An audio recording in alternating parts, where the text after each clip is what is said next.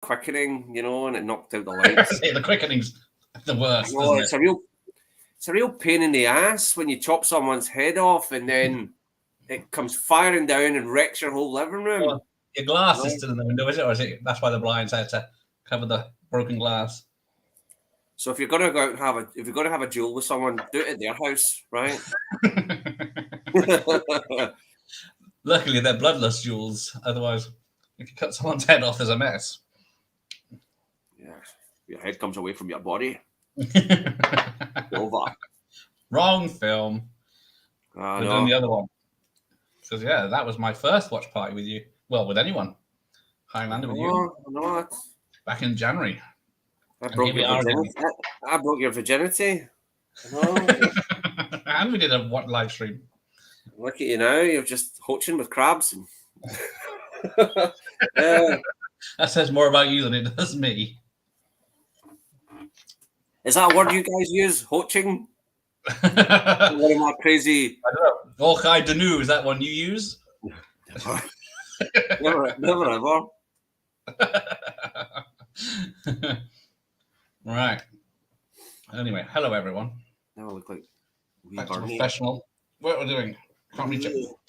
The 1991 Highlander 2: The Quickening. The best one. Of the series. Yeah. In that universe, because people say it's in its own universe to the other films. Yeah, came out around about March time. March. I was looking at something. So, did you see this in the cinema? I did. She's the same as. Did you like it when you saw it in the cinema? Loved it. I did. Yeah, made me want to see the first one. I hadn't seen the first one. I thought the whole. What? Yeah, I thought the whole story was about people from outer space. Yeah, November in 91 in the US. That's right. But Germany had it first in January 91, then France in February, Italy in February, Denmark in March. We got it in April, Ireland in May, and then across the world. Wow, unbelievable. Right. Oh, hello. Right, got someone chatting. Hello. Hi, DVD and Phil Bloke. Hola. Yeah. The man of 1,000 accents is with me tonight. Terence McGuana. How you doing? Canon extraordinaire.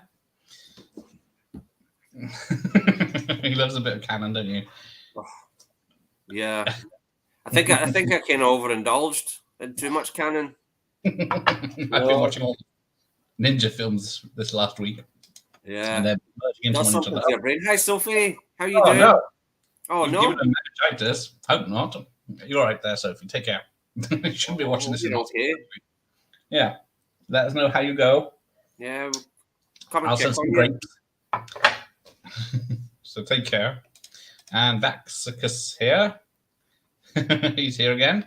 Glutton for punishment. Oh dear. Oh, he don't even like the original. Shall I block him? For their own. Oh, that's a timeout offense, that one. I can take other comments, but not disliking Highlander.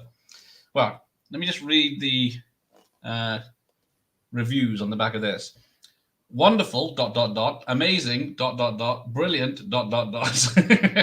So they've obviously edited bits out. A must for everyone.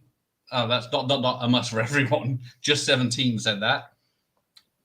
Just 17 or you're a subscriber, weren't you? Go as they want to prod me some more. Okay. I'd check that's a real doctor, okay? I'll check on you later, Sophie, right? Yeah. You will. Get better soon from DVD and Film Bloke. Evening all. Get well, Sophie from Jim. Yeah. Hi, never Jim. watched Highlander. Never watched Highlander. Oh, well. You don't have to really watch the first one to get this one. No. You just need to kind of drink more. The soundtrack is great. Better than the movie. Oh, how unprofessional. Oh, just found out that Rishi Sunak has resigned. And who is that? Is that a politician? Or a footballer? Rishi Sunak, the Chancellor of the Exchequer, has resigned. I didn't get my refund. So right, that's us up the spout then. Yeah. Mm. Oh no, 2 of his favorite Queen songs are in that movie. Is it New York, New York, and what's the other one? Well, oh dear. And the Invisible Man. I'm the Invisible Man. I'm the Invisible Man. Incredible how you can see right through me.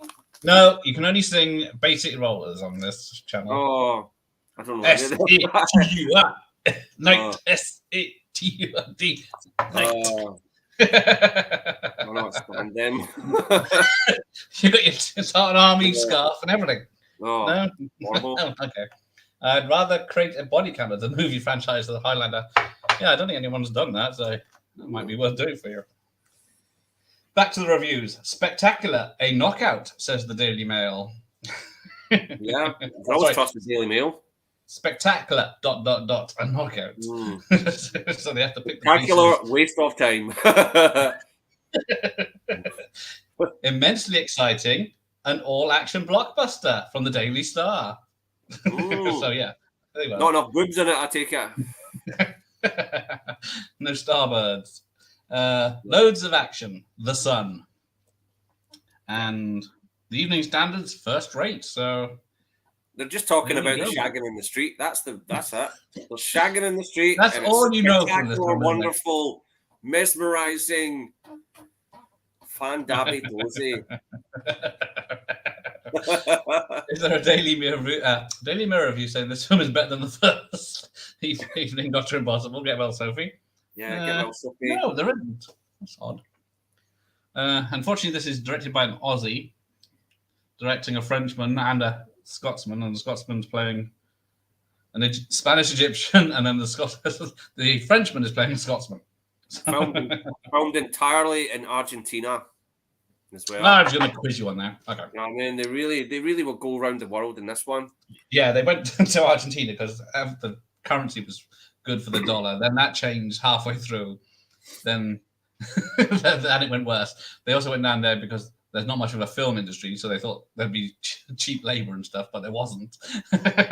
So they had to import everyone from the UK and America to do all the work, and then the laborers would quit at siesta time and not come back. It was a shit show. Oh. So yeah, the insurance company took over the film towards the end before it was finished, and technically it never got finished.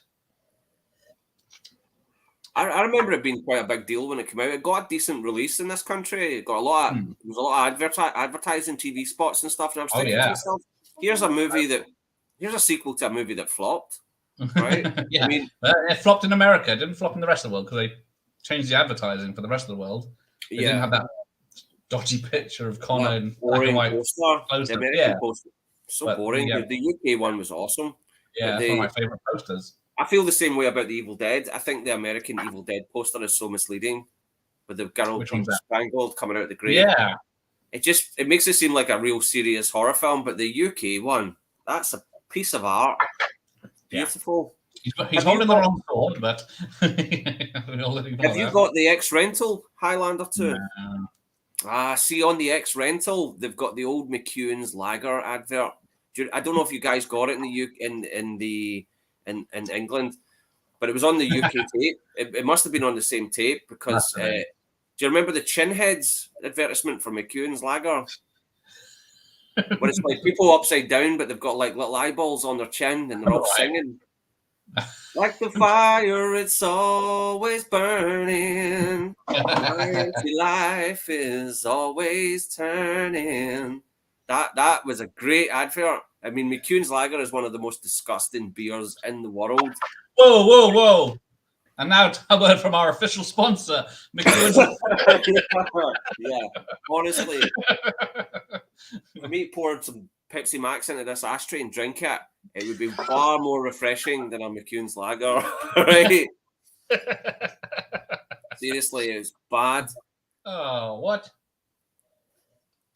I mean, that was the good thing about the 1990s is they started to release nice beers for once. I mean, you go back in time and you look at Harp and Kestrel and all these, they were absolutely ones that don't exist.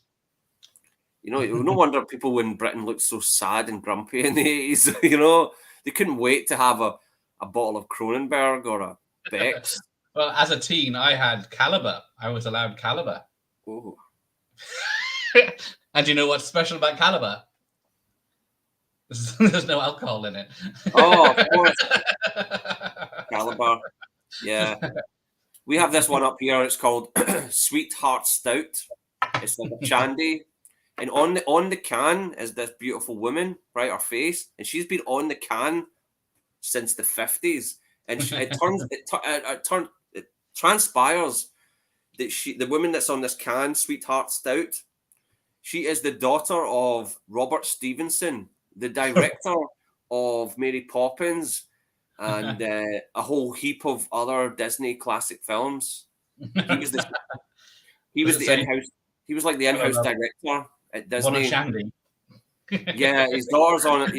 His daughter's been on a shandy in this country for 60, 70 years. Yeah. Right. Only a bit of movie trivia there. Sorry to hear that, DVD. Oh, no.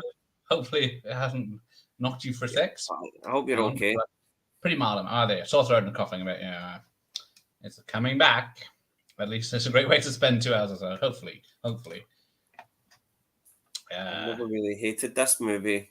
There we go. See, plenty. What's there to hate? Hey, Dutch. You know? What the heck?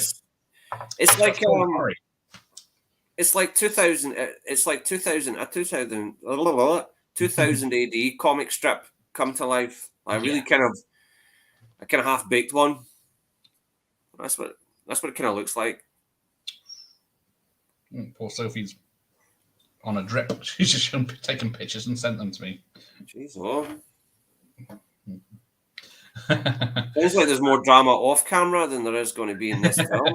Well, we'll get back to the action in a minute, right? I saw an interview with the guy that did the art for Evil Dead. It was on one of the DVDs, and I was just which artwork is it though? The poster, the UK Quad VHS cover.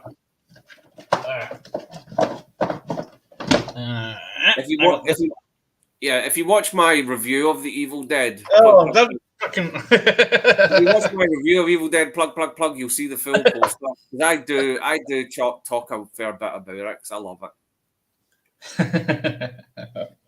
I love it. Jobbies and Willies, yeah. Have you been watching the Ipcris file? Look at those glasses. You'll be proud. There's no lenses in them. Look at them. Just for effect. My name is Michael Caine. And like Michael Caine.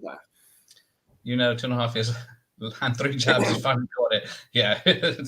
Everyone's allowed it once. Baby sham or appetizer?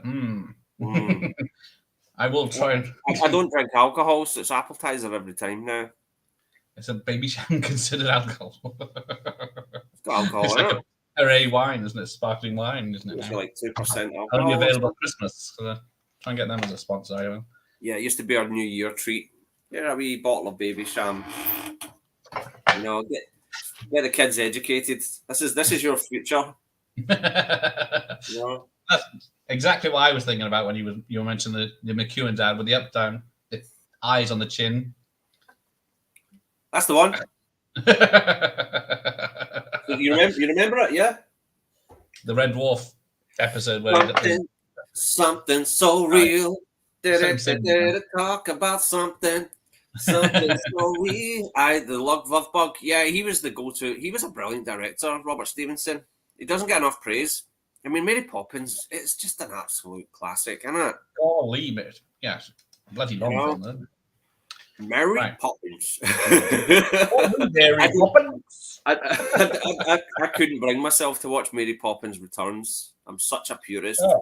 Oh dear. Yeah. Even the purists liked it, I thought. But, you know, I got kind of scared because Mary Poppins and Wizard of Oz are movies that I saw roughly about the same time in my life, right? And I got scared of Mary Poppins Returns because of the Return to Oz, right? The Return to Oz, that's a different film to the first. That's an acid nightmare, that film. Honestly. I mean, David Cronenberg must have been like, I wish I made Return to Oz. Whoa, it's fucking scary, man. Hang on, I got the wrong video. So yeah, tonight we're watching Highlander 2, the theatrical cut. Yes. Only available on the VHS, and I think the Japanese Laserdisc. So you're in for a treat. Rather glad the magic word. With a lot of Scottish accents. Shithead, what's a shithead? Okay, pop quiz. How much was Sean Connery paid for this film? Oh, I think I've got him. $1 million? 1 million? Higher than 1 million. Higher than $1 million? Oh yeah. Bruce Lee bonus, yeah. Good time. 3 million. Whoa. And can you guess how many days work he did? Or how many days he was on set, I should say. 2 weeks tops. 9 days. Lambert would only do it if Connery came back, so they have to magic some way to bring him back. 9 days. Oh, unbelievable. Yeah, we just saw the trailer there for Highlander: The Gathering, which was coming soon. Oh, here we go. Not that we got that. Shield. Oh, here's the. Hang on. Oh, August 1999. That was. Oh, which is when I'm blue, dabble dee, babble dabble, babble dee, babble dabble, dabble dee, babble. I get copyright when you're singing, right? Do you? Dick Van Dyke's really dodgy voice. No. Does someone actually claim copyright for that song? How embarrassing! That's my. No, it's not. It's not. I did another one. I've never seen it in years and forgot I saw it. I had the VHS copy. My mum has the DVD. Maybe I should give it a spin. Definitely, because the DVD will be the. Now, the theatrical cut we saw in the cinema. Do you remember what ending it had? Oh, that's a toughie. Hello.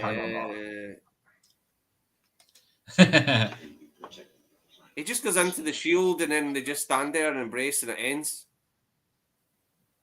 He doesn't. Yeah, it's not the flying one. It's not the one where he's like slapping him. He just turns into fucking Condor Man for 2 seconds. The British version, as it's called, has him kind of ascends to the heavens and is it like Mustafa in the clouds, and then he reaches out to Madsen and brings her up, and then they zoom off to planet whatever it was. Right. Zeist, man. Yeah, so that's the ending we saw. The Americans got a different ending. So then there was 2 cuts already. So there's that, the theatrical cut, which is probably this bit, and then there's the British cut we had. I like this though that it sort of proved what the prize was, because I was when you watch the first one, you kind of what's the prize where you're supposed to have some sort of knowledge of and stuff, right? And there he's actually putting it to good use. He's built this horrible thing that's gonna make the whole film look like shit for the you know? Well, yeah, because the director, he walked out of the premiere within 15 minutes because they bastardized it in editing, trying to make a film. They used the wrong color effects for the shield. They made it red, so it's glaringly obvious that everything looks bad. Yeah, they fixed it in the Renegade version. Yeah, so the Renegade cut fixes the color, doesn't it? And then all the other, it takes out every reference to Zeist and just makes it look like it's all other stuff is set in the past, and then as punishment they're sent to the future to fight one on each other, even though they still don't know anyone. I haven't seen this version in a long time. No, because I only seen the Blu-ray last time, and that's a completely different cut again because they were given money to reshoot scenes and do up the special effects, so it looks really good. Too dark, I love it. Didn't know they filmed Return to Oz in Wiltshire. I don't know too much about Return to Oz. Too scared to look into it. Oh yeah, and this has got the RoboCop style TV ads. I know he is. Oh yeah, that's it. His earnings from the $3 million Connery had from this, he gave to charity. So that was nice. Oh, Zardoz. You're talking about Zardoz. Yeah. Zardoz. Napish. Amazing. I love Zardoz. That's done Zardoz. Interesting. It is an interesting film. It's bonkers. But everyone just remembers it for Connery and the bloody good bloody film. Here we go. Got it on VHS and the uncut DVD. Go 2 versions already. Yeah, it's not Highlander 2, The Quickening. Ordered a sample film on DVD and received it today. Have to watch it. Oh, which one is it? Yeah. Avenging Force. Avenging Force is a cracker. Spiders 2. Yeah. So yeah, I would tiptoe around Electric Boogaloo when you talk to him though, because that was a slog to get through. No, that's going to be the main thing. I got so many questions about that because I got Al Lucard's going to do a watch party of that with me. Oh. I don't envy him. He loves it. So. I love Breaking, but Breaking 2 is. Let's put on a show. Well, it's like they operate a car wash and then some guy's doing magic tricks and they make like $5,000 in an afternoon. You think, well, just carry on that. Yeah. What is it, Dutch? Hey, Matthew. Hey, Dutch. Is it not Stuart Copeland that does the score to this? The drummer from The Police also did the Equalizer theme song and Pop Radio. Yeah, I keep saying his name. I keep thinking of another Stuart Copeland, isn't it?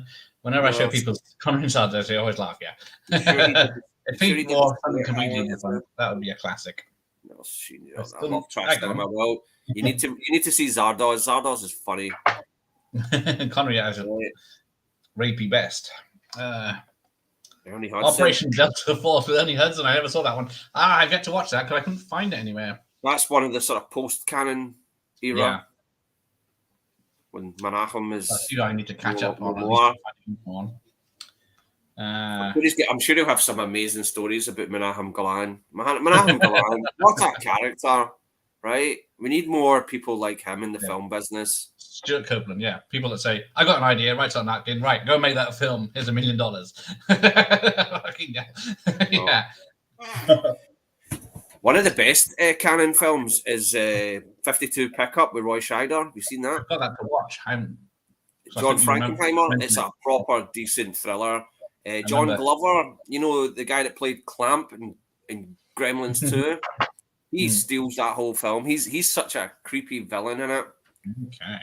Really good. Ooh. Seen Highlander 3. This film is better. Yeah. Yeah. I do like Highlander 3. The Quickening and the third one.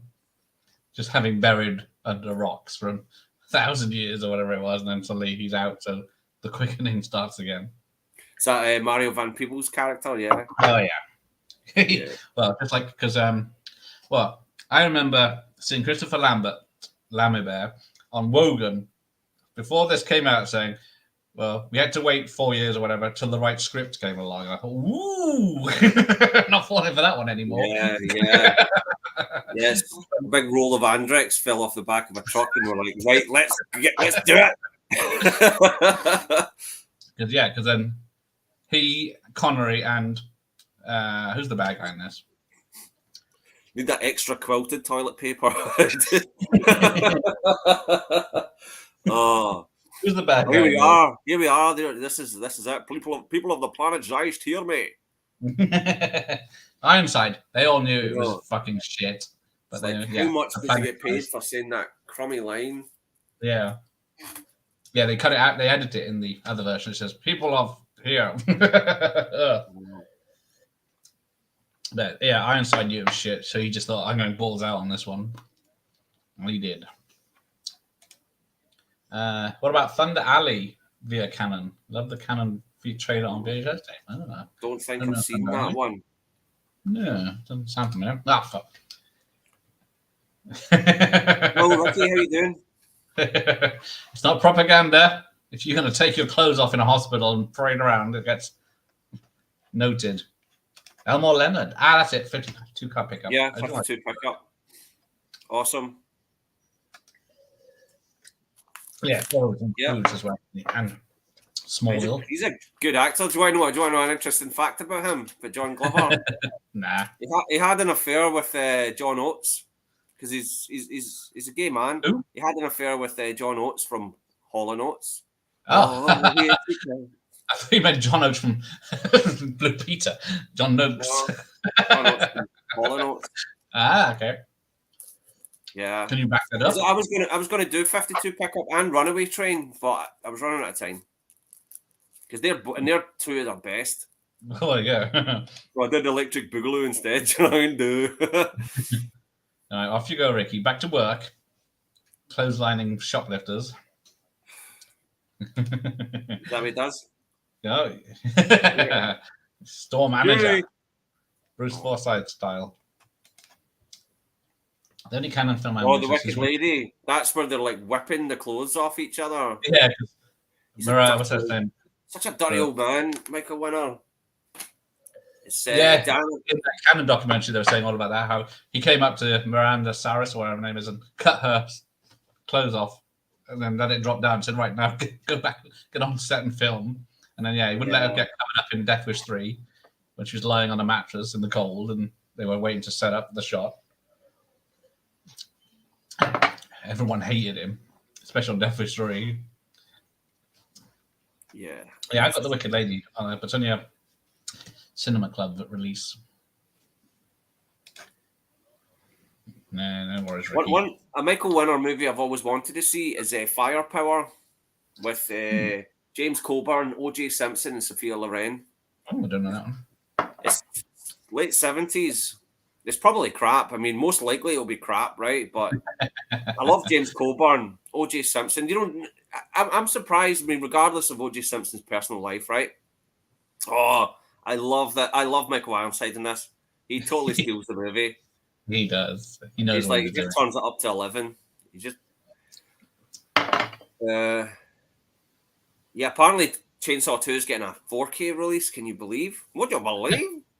4K Chainsaw 2. Oh. No. So it is. Yeah, it's fun. I've yet to revisit it. I hated it when I first saw it. I saw it in the mid-90s, Chainsaw 2, when it was still banned. Yeah.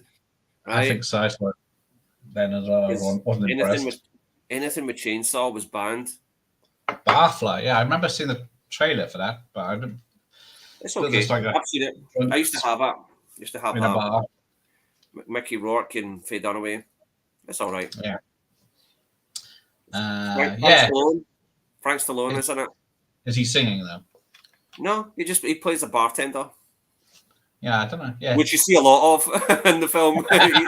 it's actually quite a decent part because the character's in the bar all the time. It doesn't look like that from the trailer. Oh, how does it work? It's a kind of magic. Yellow. Yeah, I've seen it on his videos. It's unusual to have. Right. Where is he? Is he based in the UK? Yeah. Because I had Barfly. I don't remember the cassette. No, it's Wicked Ladies on yellow. Oh, the Wicked Lady. Right. There we go. So they're sending them as punishment. They get sent into the future of Earth. Yeah. Yeah, because Zeiss is 500 years ago. You get sent to Scotland as punishment, right? Well done. What the hell did you do then? You've been there for how long? Sent behind a Tesco car park in Mary Hill. Yeah, so they introduced what's her name? Virginia Madsen. Virginia Madsen, yeah, as a badass. I know. Candyman. And then she just becomes a damsel in distress for the rest of the movie. Elmore Renner wrote the book from Stick, yeah. Burt trying to be serious in the 80s. But unfortunately he was addicted to painkillers, wasn't he? Do you know what's a real hidden gem in Burt Reynolds' canon? Is Breaking In. Have you ever seen Breaking In? I have. I keep needing to watch it again because I haven't found it yet. But yeah. It's a hard one to get, and it's Bill Forsyth, Glasgow director. He's got all Comfort and Joy. Yeah. Yes, it's one of his few American films that he did, and it was written by John Sayles. It's a decent sort of Yeah, comedy. I can visualize the poster of it with him standing there. Yeah. With someone else. Who's the other co-star? Casey Siemaszko That's from it. Back to the Future, and what's the other one he was in? 3 O'Clock High. Love 3 O'Clock High. Yeah. The only Michael Winner film I think is decent is Original Death Wish. Yeah, as an actual good film. He's done some good films. I love The Mechanic. I love The Mechanic. Good. But yeah, then once he did Death Wish, he went mad. So how much the carnage? Jan Michael Vincent, God rest him. Yeah. There you go. Oh, once you own everything.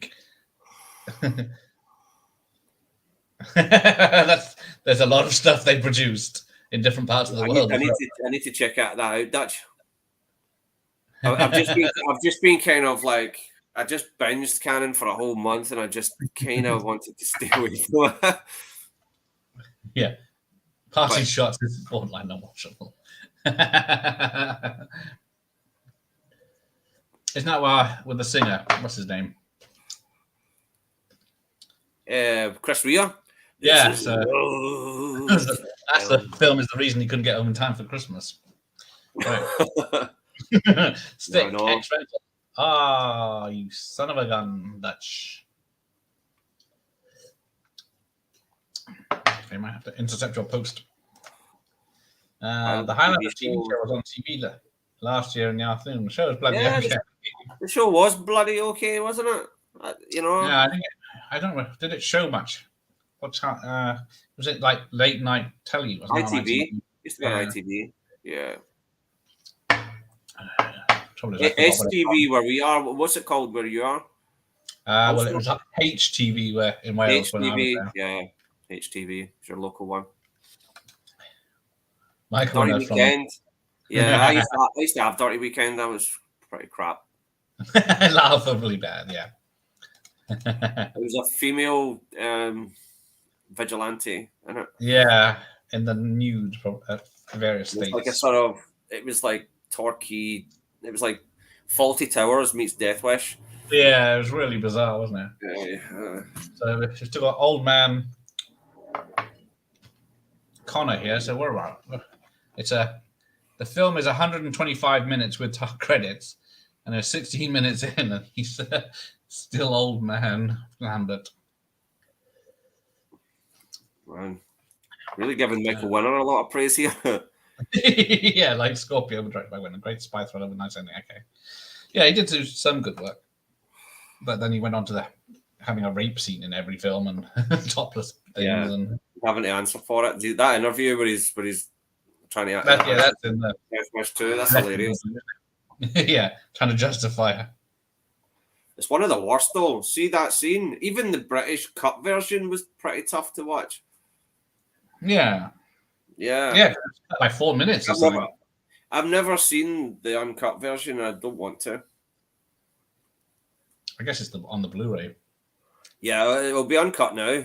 I mean, but back then, I'd seen it on television. I was like, my God, it's horrendous. Yeah. Oh, there she is. I love Virginia Madsen. She's beautiful, and she's a brilliant actor as well. So there's a plot hole here. Someone put an address of McLeod in her backpack, and it's never. She just suddenly finds it at the bar that he goes to after the opera. So very odd. He's just absolutely brilliant in Candyman, and it's interesting that when I was doing a thing about Candyman recently, I found out that Sandra Bullock came close to being cast as Helen Lyle. That would have sucked, man. Nothing against Sandra Bullock, but Virginia Madsen's a much better actor by far. Oh yeah, she was great in Sideways as well. Loved her in that. Oh yeah. So I think Sharon Stone was supposed to be in this as well. She was up for the part. Oof.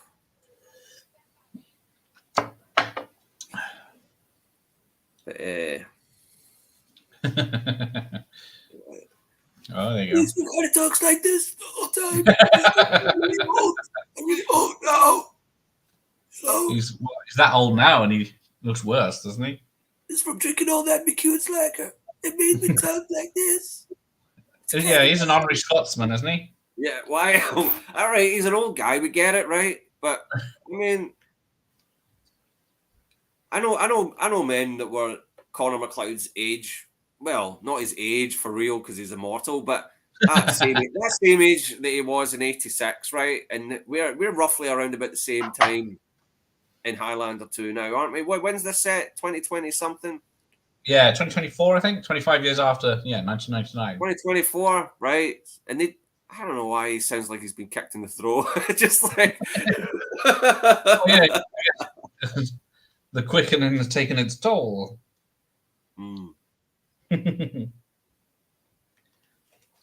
Sideways. Yes, that's a good one. Just thought maybe he'd do his own wee Brando impersonation, Yeah. Oh, she's also in Dune, because she's the that's right. Right at the beginning. 5 minutes explaining the plot. One of my all-time guilty pleasures from the 80s. She's in Electric Dreams. I love Electric Dreams. I saw that in the cinema. Here we are together forever, all it seems. Yeah. I love that movie. He just stuck on the computer then that you can't even do now. So it was quite prophetic though. Some of the stuff that the computer does. There's a bit in it. There's a bit in Electric Dreams that I love where he quotes. He says a quote from Cinderella. He says, "Oh, that's a line from Cinderella," and the computer just goes, "No, it's Sleeping Beauty." he's just went on Wikipedia before everybody, right? Made Wikipedia, because that's what people do, and it's like, here's a wee bit of movie trivia, and then they go, "Nah, mate, you're wrong," right? Well, that Edgar, the computer from Electric Dreams. Yes, I love Candyman. I love Philip Glass. That Candyman got me into Philip Glass's music. Any of you guys seen Mishima, A Life in 4 Chapters? Paul Schrader. It's entirely in Japanese. It's a Japanese movie about the writer Mishima. That is an amazing film, and Philip Glass does the score to that, and it's terrific. I think I've seen the score. Set design in it. The set design is out of this world. It's the woman that designed the costumes for Bram Stoker's Dracula. They were that crazy armor stuff. It's just an absolutely beautiful movie. I've seen bits of the images and then the music. It's great. You need to see it. You've never seen a film like it. Paul Schrader. It's his best film by far. Yeah, it's a bit hit and miss these days, isn't he? Yeah, you're familiar with it, Dutch? Brilliant. You have my respect, good son. That's that's when I've seen Philip Glass's name on. But it's like you don't need to be on amphetamines to enjoy this film, but it helps. Guess I picked the wrong day to stop taking amphetamines. Right? Nah, you did. Oh yeah, here we go. Their interrupt is pumping in the street. No, not yet. They're just about to invent Viagra as well. That's the quickening, isn't it? That's the knowledge, the prize. He's got a prize now, right? Those blue pills. Getting younger. Yes, the hotspot. Ramirez, where are you? I like oh, the hotspot, yeah. Dennis Hopper. If you ever need me, Highlander, just call my name. Starring Dan Jansen. Dutch. Good. I forgot. You're here. Isn't there a Zeist in the Netherlands? Or look at these guys, though. They're straight out of a really bad metal band, aren't they? They are, with their porcupine quills. And they're like, we had one hit song. Oh, hang on. This movie's funny, yeah. Connolly. Hang on. Nude in that one, and Connolly. Right, the hotspot. Okay. Nude in that one, and Jennifer Connelly as well. That's right. Was she riding a little horse at the time? Oh, what's that? One Wild Night? I've got that. That's it, because we were discussing it. It's called Career Opportunities in America. And then dates, yeah. I don't remember what it was called. It was what it was called here. The sole reason I know what Target is. There you go. Target, yeah. Ah, excellent. It is a city. People love People love Zeist, hear me. How many people said that back in the day? The One. mayor. The one that saw this, yeah. No. Because it didn't make any money. The shithead. Yeah, because what is how turns up. Yeah, so yeah, that was the budget on this. I saw it the other day, just laying about the 30 million budget. It made 15 million worldwide. Oh, he's gone. Here's a sound you'll be familiar with. Oh, You got 50p for your meter. 50p in the meter. What? It's gone in the news. The man was all man, and a Scotsman. He's a Highlander, by God. Burn him. I'll bloody well walk out of here. Oh, there's a peach, man. This is I think it's its 35th birthday this year. Oh, because I saw it on Instagram, Facebook. Joe Dante, Inner Space. Check that out. Big box. Oh, the X rental. Yeah, big box. Lovely jubbly. How long? What was it? 86? Amazing. I'm gonna change your face. Amazing. All right, that scene blew my mind when I seen it. How the hell did I do that? I know it's not like speed it up and. It's a sackable offense, though. It's not rewound. It's not rewound. Well, chuck it in your VHS and rewind it then. Shocking. Absolutely despicable. Inside Jack Potter, there's a hero trying to get out. Wow. That blew my mind. Absolutely blew my mind. What's the late fees for 35 years? Yeah. Man, if you pay the postage and packaging, or if you got up here in a car, they're yours. I really don't want them. What do you mean you don't want them? I don't want them. It's ancient history, man. To me, I'm not trying to be a surplus, but I quit them years ago, and I'm an absolutist, right? When I make a decision, it's full steam ahead, mate. Oh, you might like this one. You love nostalgia. Charlie Says. You got that one? The advert. Yeah. Yeah. They made it into a 90s rave song. Yeah. Has it got the kid with the frisbee on the electric pylon? I loved that as a kid. Well, look, Connor McLeod is also, his clothes are also fireproof and his hair. Here's one that Eric. Oh, there we go. He's all charged up, ready to shag. Ready to have a shag behind the kebab shop now. Apparently, Lambert did his own stunts with the flying skateboard, even though they're on wires. Spoilers. Still tricky stuff. It looks great, though. That's like this.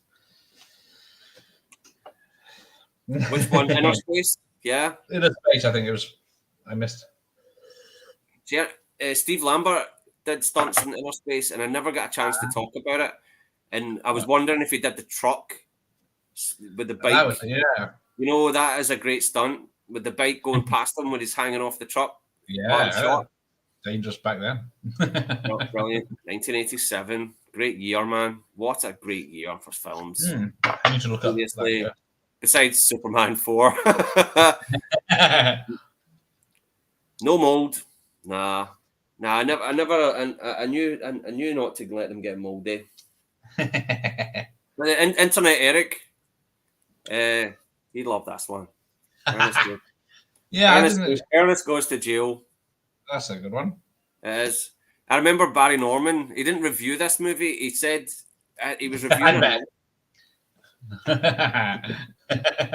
he was reviewing Ernest Saves Christmas, and then he said that because they used to churn those Ernest movies out, and he said, and the next one's coming out, and it's going to be called Ernest Goes to Jail.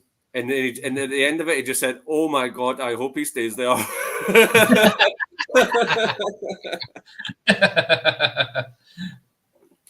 See, I would say the modern day equivalent of Ernest P. Worrell is Medea.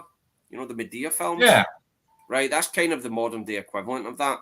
But see in comparison, this guy is like Robin Williams compared to that. Honestly, I cannot stand the Medea movies. You get one. No, I can't even stand the trailers for the character, not alone seeing a whole. Did you see that they did one on? Oh, there we go. They're going to bang in the street now. Here we go. Is this the bit you've been fucking waiting for all day? Yep. Outside the kebab shop in Argentina. Yep. Yeah. Yeah. Okay. Pop quiz for you. A chicken Maradona. I'll be back in a minute to pick it up. Oh, we got assassinated for saying that. What was the #1 film of 1987? Spoiler for a future video I'm doing. It wasn't Batman and Robin, that's for sure. 87, I should say. 1987. 87. Ooh. I'll give you a clue if you need one. Inner Space. Okay, yeah, that's it. Okay. And Warner never used that artwork on the VHS run until Zabby is released. 87. And that Take Two. What the chart? Which one was that? What, was the last one we had? Oh, Ernest. Ah, yes. Come on, Vern. Let me get my head out of this toilet. Though Warner did use the artwork to Inner Space on the first Parkville Warner title release. Predator. Okay, hang on. You got a Predator. That was number 12 of the year. No, it Predator won't be that. Number 12. Lost Boys. It won't be an action film. It will be something more mainstream, something Disney sort of. Not Disney because they sucked, but something family orientated. Lost Boys was number 38 that year. You got Dirty Dancing. Dirty Dancing was popular for number 11. It was bigger on video. Dirty Dancing was the most rented tape of the 80s, apparently. About 3 veteran ones of that. Actually, The Fly is not in the top 50. Ernest Goes to Camp is the number 50. I don't see The Fly. Was that 86 or 87? 86. Yeah. Depending on, I'm not sure of the UK release, but. Yeah. Beverly Hills Cop 2 was number 3. Whoa. Princess Bride. No chance. That no chance. And no, that wasn't very popular, was it? Made its way on. Princess Bride 41. Oh, here we are. We're in Glencoe. Connery's back. The answer was 3 Men and a Baby. Whoa! And I went do. Good night, sweetheart. Well, it's time to go. Oh, he's singing again. That's a weird film. Shit. Directed by Spock. Yes, it's true. Exaggerated. Amazing. I mean, it wasn't an amazing movie. It's weird how it becomes a bit of a thriller at the end, where there's these drug dealers. Yeah, I haven't seen it in so long. I forget that it does. Yeah, that kind of comes out of nowhere.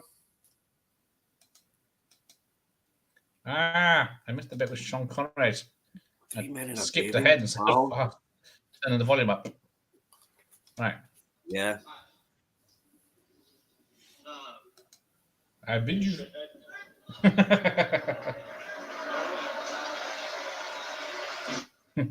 missed it. Glad the magic worked. Hamlet. Magic, yeah. Still don't have independence. They might have it in 2024 though, eh? Oh yeah, another fucking what do they call them? Referendums. 86, yeah. 86 was a stunning year. 3 Men and a Baby, yeah. Was that before or after I said it? Yeah, I guess most people saw it for the Ghost Boy. Ghost Boy, yeah. Kind of like, remake of a French movie. It was, yes. Yep. That's another video I plan on doing about remakes of foreign films. Just came out in 87 in Australia. There you go. Bloody good film. Oh, hang on. Now he's going to... I went to a football game. Oh, here we go. What's that? What's your favourite bit? It's like, do you like pakora? Like spiced onions? Yeah, he's serenading her, with his kebab talk. Phantoms.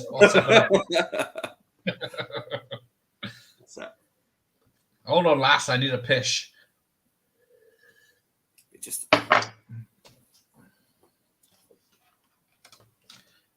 Thank you, Dutch. I will use that information and steal it. I quite like Pure Luck. The toy, though, the toy hasn't aged very well. Oh, dear. I tried watching that about 5 years ago, and I was like, "Oh, I loved that as a kid." Now I'm like, I loved it as a kid. I always rented it. Oh, it's fun. Now you think, oh. Another dodgy one from the 80s. You ever seen Soul Man with C. Thomas Howell? Yeah, I loved that when it came out. Yeah. If I'm going to be impotent, I might as well look impotent. Nobody's watching that now. Soul Man. Oh, but I love Rae Dawn Chong. Rae Dawn Chong, she was gorgeous. Yeah. Although she recently blurted out about Mick Jagger, though, which was kind of funny. What's wrong with Mick Jagger now?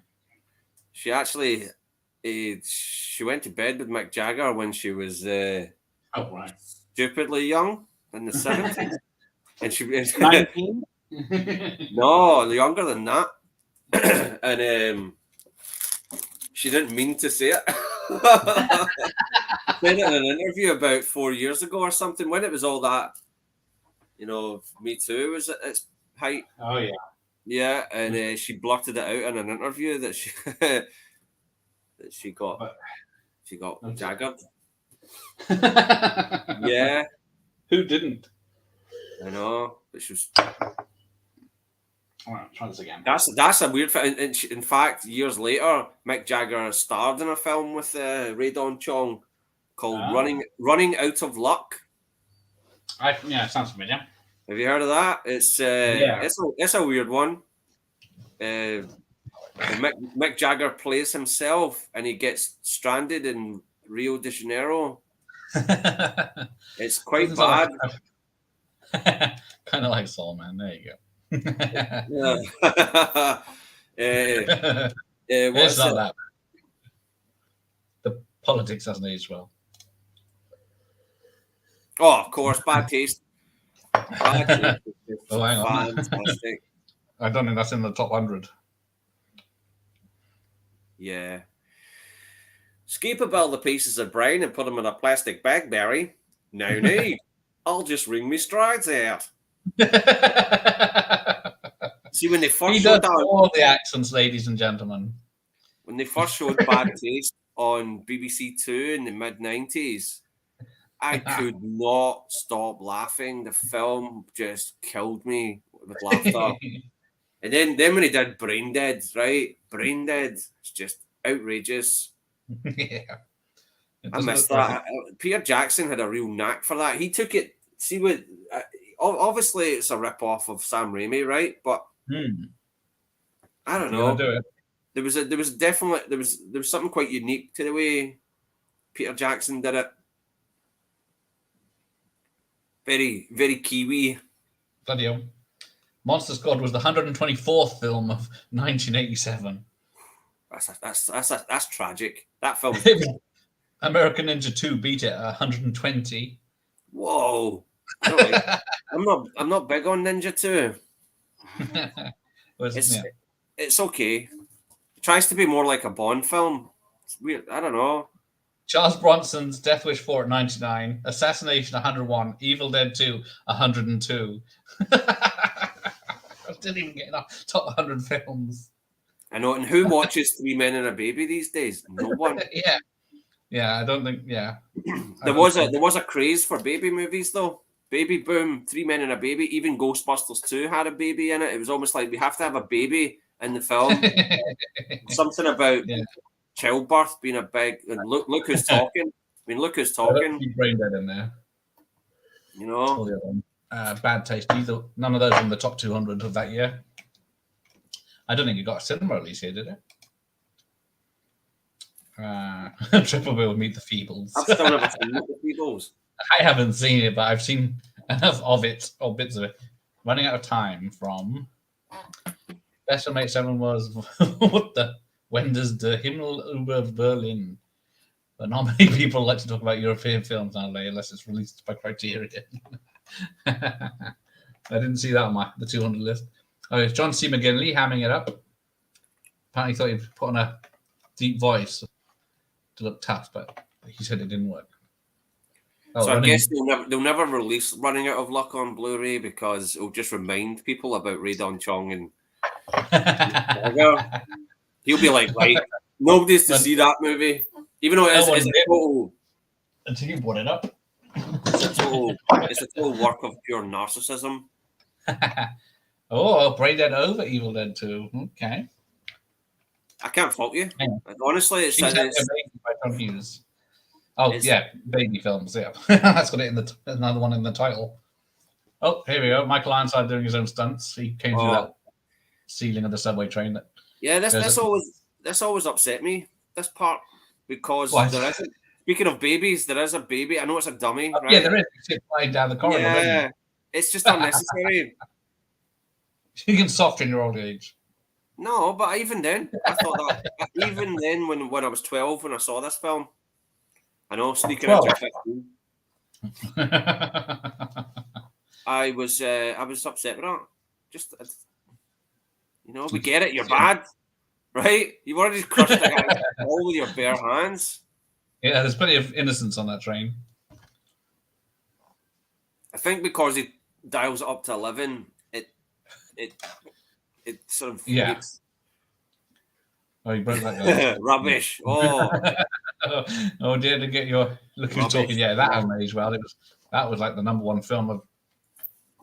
I take it you don't have kids, Matthew. Oh, baby, give me baby. No. I love it. Changes you. Look who's talking. Number 5 in '89. It made $140 million worldwide. What did? Look who's talking. That's why there was 2 sequels. She's a director that doesn't get enough credit, is Amy Heckerling. Yeah, she did a lot of good stuff in the 90s. Oh, a lot of good films.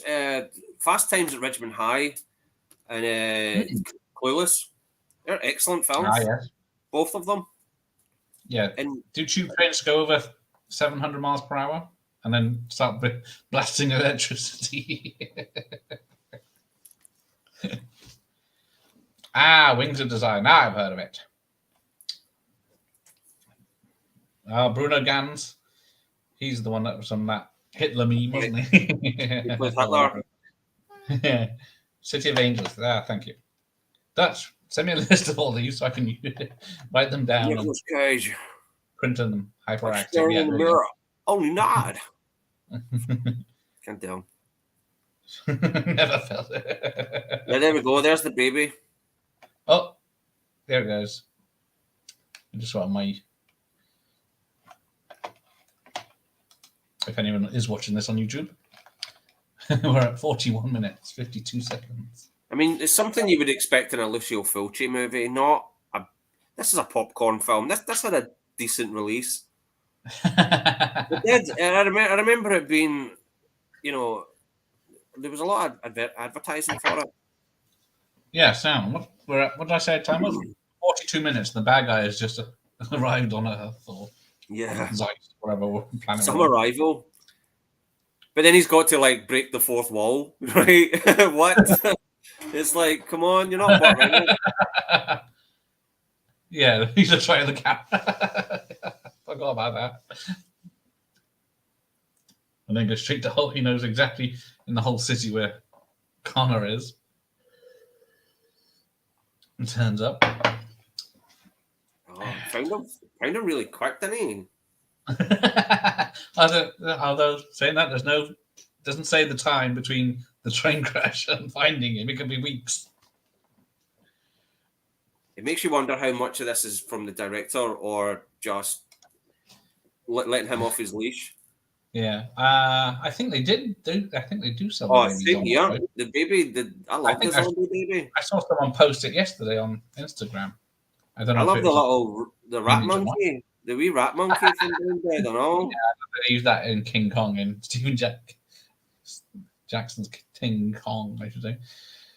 Chinese Ghost Story. Are you doing a video on 87 character?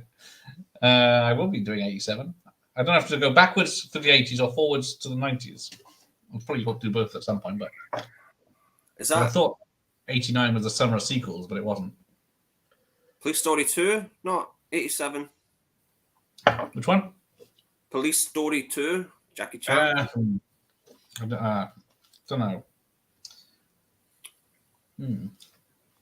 Why we all gone mad on 87?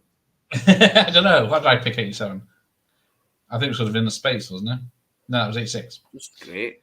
It's just great. You'd go to the video store in 87 and there would be something new and fresh that you never heard of, and you take it home, and it would either be, you know, really weird or really amazing. That's what I remember. I just remember strange films.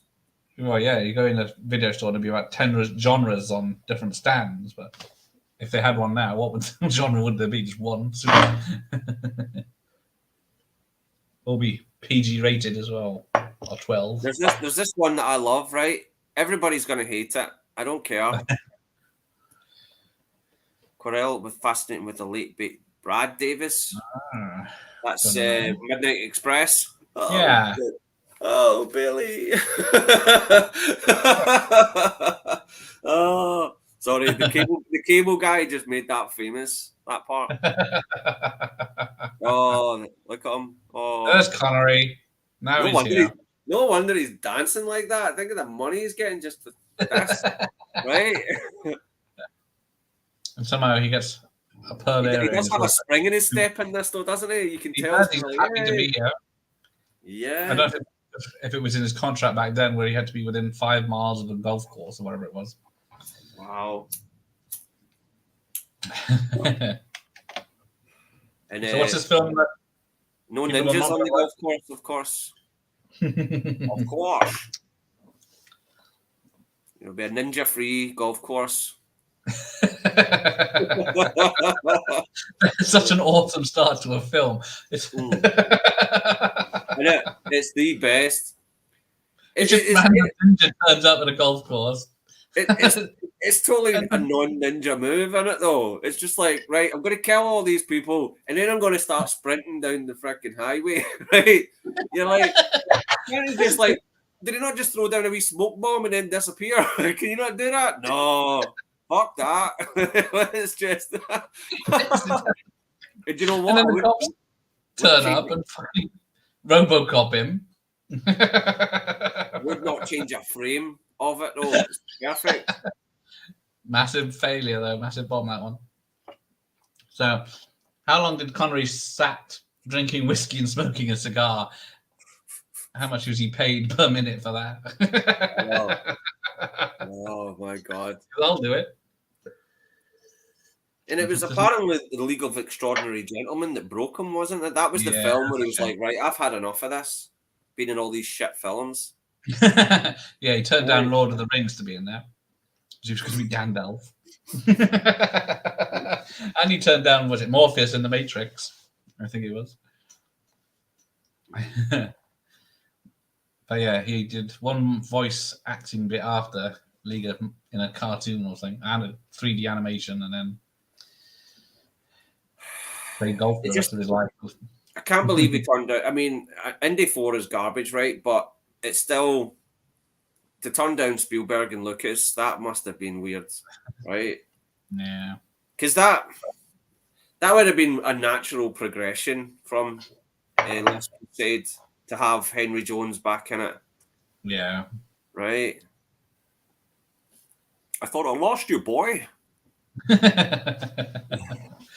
But yeah, so, well, the fact that it's a stand-in most of the time for any of the action in League of Extraordinary Gentlemen, because I remember seeing him on Parkinson for to do the marketing for it, and he comes out of this thing, and then there's a slope, and he's holding onto the rail very carefully as he goes slowly down this little slope to get to his seat. And I think, yeah, he wasn't punching people out.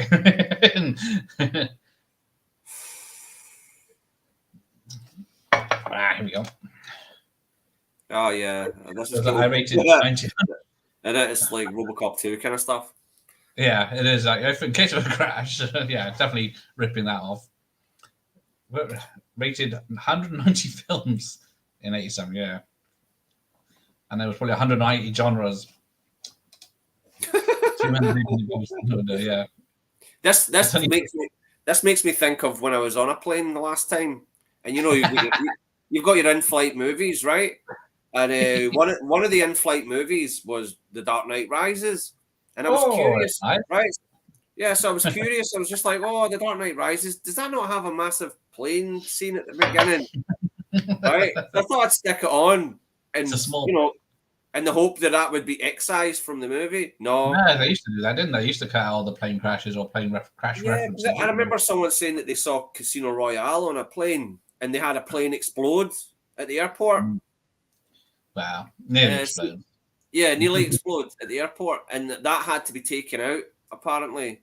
But no, they kept the plane part in The Dark Knight Rises, and I was sitting there watching it like that.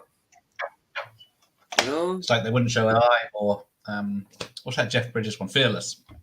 Oh, I was telling someone about that yesterday. Fearless is a great movie. Nobody ever talks about Fearless. I love it too. I think I saw it in the cinema. I'd like to say. Right, my favorite part in Fearless, right, is where Jeff Bridges tells Isabella Rossellini, his wife, that he doesn't love her anymore. Ooh. Because he's fearless, right? He does it in such a, because he does all these things where he doesn't care. He has completely no sense of fear anymore. And that is to me, that's the most powerful, because it's the hardest thing to say, It's really good. Yeah. Really good movie. Crashes the car to prove that she couldn't have saved her baby. Yeah, that's brilliant, man. Rosie Perez is fantastic, isn't it? I think she got an Oscar nomination as well, and that movie just nobody talks about it. Yeah, that's why we're here. Ooh, The Dark Knight Rises. If a plane trip couldn't get any slower. I believe the airport scene in Rain Man was removed from airplane versions. I can't remember. It's been a while since I've seen that. What happens in the airport? Oh, he's just about how planes crash, and the safest ones are Qantas. They've never had a crash. Oh, there you go. Cheers, Dutch. See, Dutch is talking about it. If I scroll through quick enough. Yeah. Fearless. It needs. I don't even know if it's out on Blu-ray. I can't say I've seen it anywhere. There you go. Peter Weir's best film. That would be Master and Commander, wouldn't it, Terrence? Yeah, I know. I need to get my finger out. No, I need to get that done, man. I thought you watched it about 4 months ago. It's a movie. It is one of those movies you could pretty much watch every day. It's brilliant. It's perfect. Oh, yeah. Die Hard 2 is that one. Peter Weir's a great director. I still need to rewatch Mosquito Coast as well. Oh, yeah, isn't there a TV series like that out this last year or this year? That's right. I used to love Mosquito Coast as a child. I don't know why. I think I had a thing for Harrison Ford. I do like his performance in it. It's a very un-Harrison Ford kind of performance. Yeah, it's definitely completely opposite to guys. I always thought he was miscast. I always kind of felt that would be more suited to Jack Nicholson because he's a cynical character, right? I always thought Jack Nicholson would have been better in that part, but no, I like him in it. The Gorecki Symphony. Hang on, is that which friend was that? He's not talking about Highlander 2, that's for sure. Come on, I'm very disappointed. Oh, feel the hearts beating.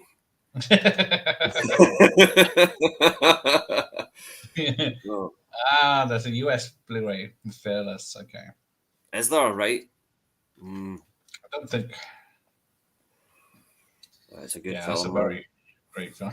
He's allergic to strawberries and he's been eating them the whole film. And I know. It's on Prime to rent, but not to buy. No, it's not available. Doesn't say. Unless I put DVD, let's put DVD specifically. It's tragic. Absolutely tragic. Currently unavailable. Yeah, currently unavailable. Region 2. Got Jet Li's Fearless. That's available. Yeah, good job. I'll bet. Oh, that. Oh, how are you? That's sir? one. That's one we need to do on a watch party. Hmm? Unleashed. I don't know if it got a cassette release though. That's the thing. I don't have that one, but I'm gonna. That's so funny. It's all shot in Glasgow, and there's no Scottish people in the movie. If there are any Scottish actors, I was thinking back. It's for some reason the director decided that Glasgow was just England. It's Luke Besson Presents, isn't it? Yeah. So He goes into a spa, Jet Li, and he just so happens to bump into Morgan Freeman, right? That's fucking Morgan Freeman, right? That's next to the hula hoops, you know. A 7-Eleven, you should say, not a spa. You say spa. Any Americans would watch that. No chance. Oh, so it was the music at the end of Fearless. There you go. That's it. No, we could be sitting here talking about Rabsy Nesbitt, you know, and The Last Wave. Okay. What's that? I don't know that one. I think that's his most recent one that he did with Colin Farrell. Did he do Walkabout, or am I imagining now? No, that was Nicholas Rogue, I think. That's it. I knew it. Someone up their own arse. Cheers to Squeaky. Yeah. Amateurs I get on this thing. It was also used by Malik and Sheila. Okay. Yes. The Gorecki Symphony. Do you have the beast in your sights?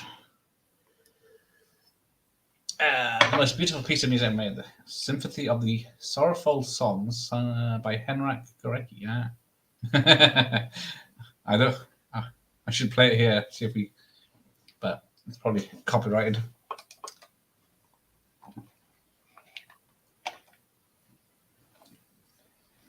Is this where he kills John C. Reilly? That's for Scrubs. oh no, yeah, just some. He gets him on the table and messes with his face and stuff. It's really weird noises.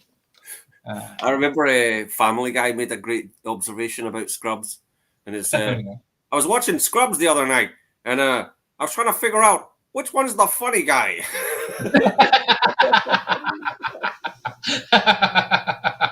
Oh, it's 1977. There you go. 1977. That's another cracking year, man.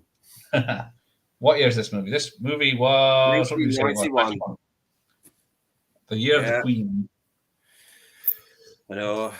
That is the one thing missing from this. Justified and we're ancient. I'm singing again. I'm too sexy for my shirt. For my shirt. 91. I remember that on the radio. I'm a model, you know what I mean, and I do my little turn on the catwalk. The year was 1977. What was Connery doing? Crazy year, 1991. Oof. Star Wars. Bryan Adams. Do you know, it's funny because I had a party last year. We were celebrating something, our 30-year anniversary of something. And we got a 1991 mix together, right? And the whole day I was sitting there going, what was number one at this time in 1991? It was August, right? And I was sitting there going, what was number one in August of 1991? And you know what? I spent like an hour trying to remember. I know. Can you believe that I couldn't fucking remember? Right? It was just, you know, it's weird. So is it 16 weeks?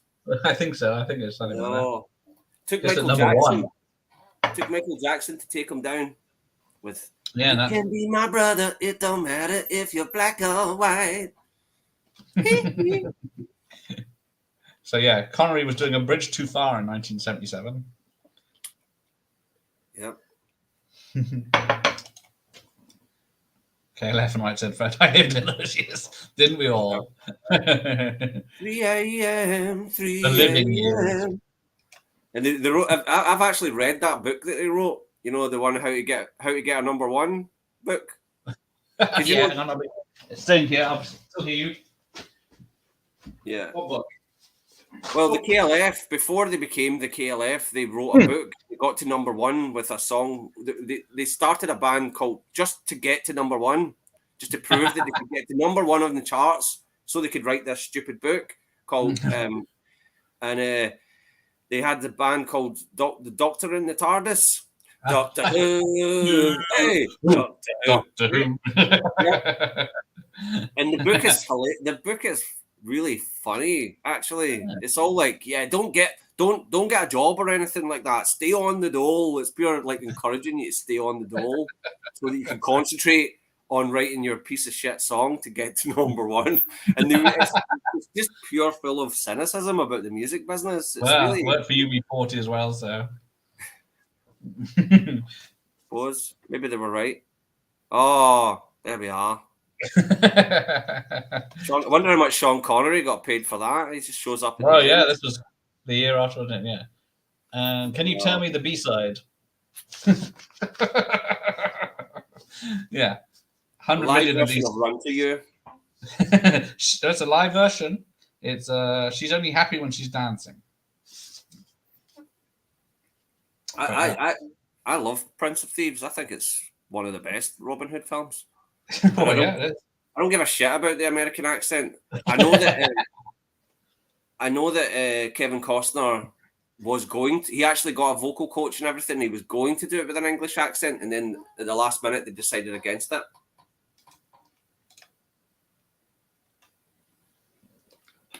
You know, that's an. At least Christian Slater kind of tries. He kind of tries to do an English accent. Yeah, and then they dub it over anyway when he swears. But Alan Rickman, you know. Oh, it can't be that. Oh, Call Off Christmas. That's just fucking yours. He's just badass. He was. You'll never get a better sheriff of Nottingham. I'm sorry. Yeah. I will cut his heart out with a spoon. Connery played an old Robin Hood, didn't he? And then Robin and Marion. King Richard. Yes. So I don't know why Connery surprise attacked Connor here, but is it not at the end where he like fires off an arrow, and whenever the arrow lands, there's going to be a tree growing or something like that? That's something, isn't it? Yeah. Just as well it didn't land on the top of the wardrobe. That'd have been, you know, a lot of shite. I've never seen it. I've never seen Robin and Marion. No, I've seen it.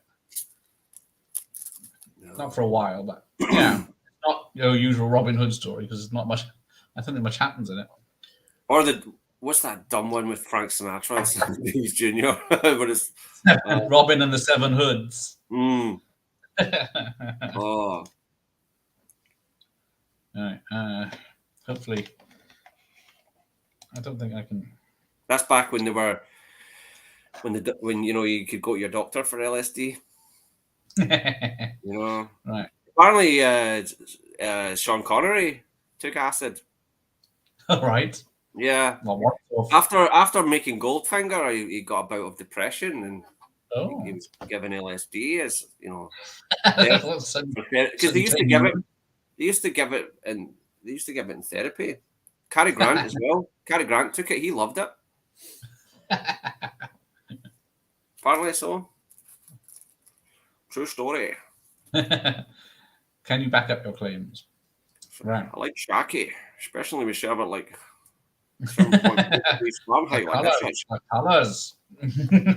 Has anyone seen my good friend John? Oh, this was my favourite bit in the movie. When I went to see this in the cinema, where they barge into the Shield Corporation. Yeah. Yeah. This was awesome. Patrick Bergen's. Dr. Impossible, Michael Kamen is my number one composer. Absolutely.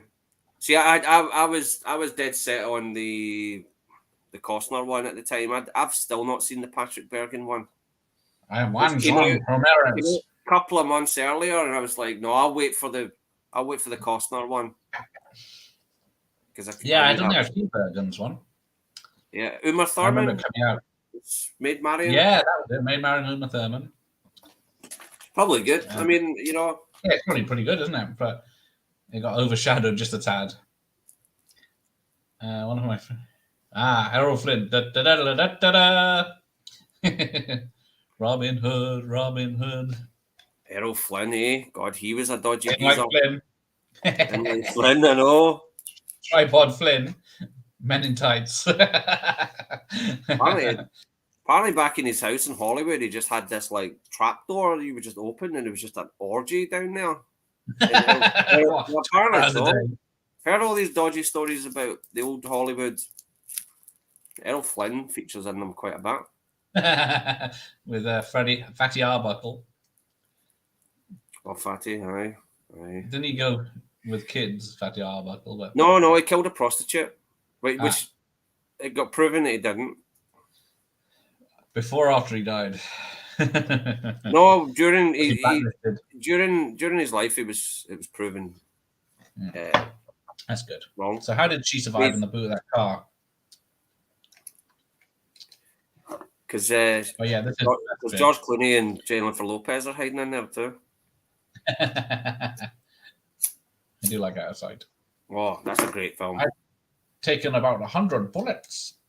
112 myself. When Out of Sight came out, I was just like, wow, Jennifer Lopez, she's going to be brilliant. She's going to be an excellent actor. And, I mean, I've heard the one, what was the one she plays stripper, and that was supposed to be really good a few years ago. Nobody talks about it anymore. But at the time, it was like, she's going to get an Oscar for this. I can't remember what it's called. See? No. But I think she is a good actor, and it's just a shame she was in so much rubbish. Yep. Hang on, I'll be back. Talk amongst yourselves. I can't see the chat.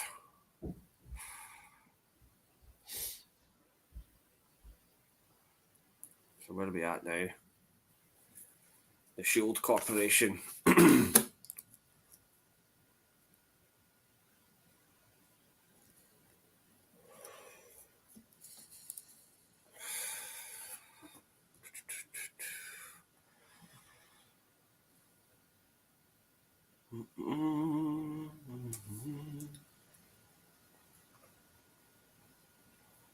See if I can go into the video through my phone. I can see the chat. Interact with everybody, no. You're mad with it. What's this channel called? Video Tasties.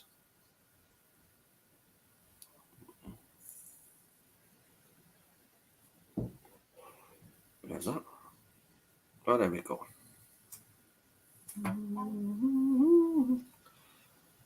Men in Tights. See, I'm not mad on Men in Tights. Not at all. I tried watching it a few months ago, or maybe a year ago, and I was not digging it. Caught this one from the 30s with Flynn, right? So we're up to speed on Robin Hood. I heard an interesting story, if there's anybody still there, right? That there was this couple who asked the band at their wedding reception to play the song from Robin Hood, right? The band were like, oh, we're going to have our first dance at our wedding reception, and we want you to play the song from Robin Hood. So the band were like, okay, we'll do it. And then they were just about to dance, and then it was Robin Hood, riding through the glen. Robin Hood, with his band of men. Yeah. True story.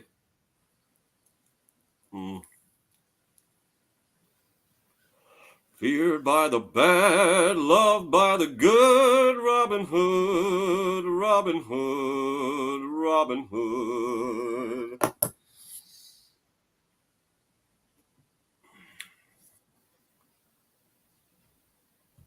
Let's see.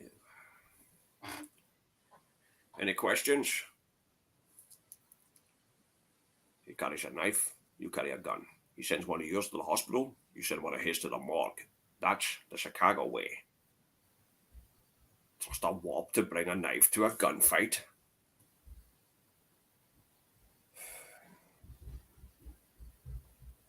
Hey, where are we now? Oh, that stupid blade thing. Oh, this is awful. They just killed the movie with this scene. We just had that really cool... Yeah. we just had that really cool car part, and then they have this terrible bit with the blade. It's just like, yeah, we'll just shit on the momentum that we had there. Bad form. Yeah. We're men in tights. We're rolling around the forest looking for fights. And they did dance to it. Mm. Yep. Yes. Yeah. I was telling him about this story. But yeah, Michael Kamen, he was my favorite composer in cinema of all time. Brazil, Lethal Weapon. I used to have Lethal Weapon on vinyl, you know. Whenever I felt too old for that shit, I would stick it on. Did you do Die Hard 2 as well? Die Hard, Die Hard 2, Die Hard 3. Other great ones. Yeah, Highlander, Action Jackson, which he did with Herbie Hancock. Great. Action Jackson. Fucking love Action Jackson. It is. It's a really decent movie. I can't remember who directed it.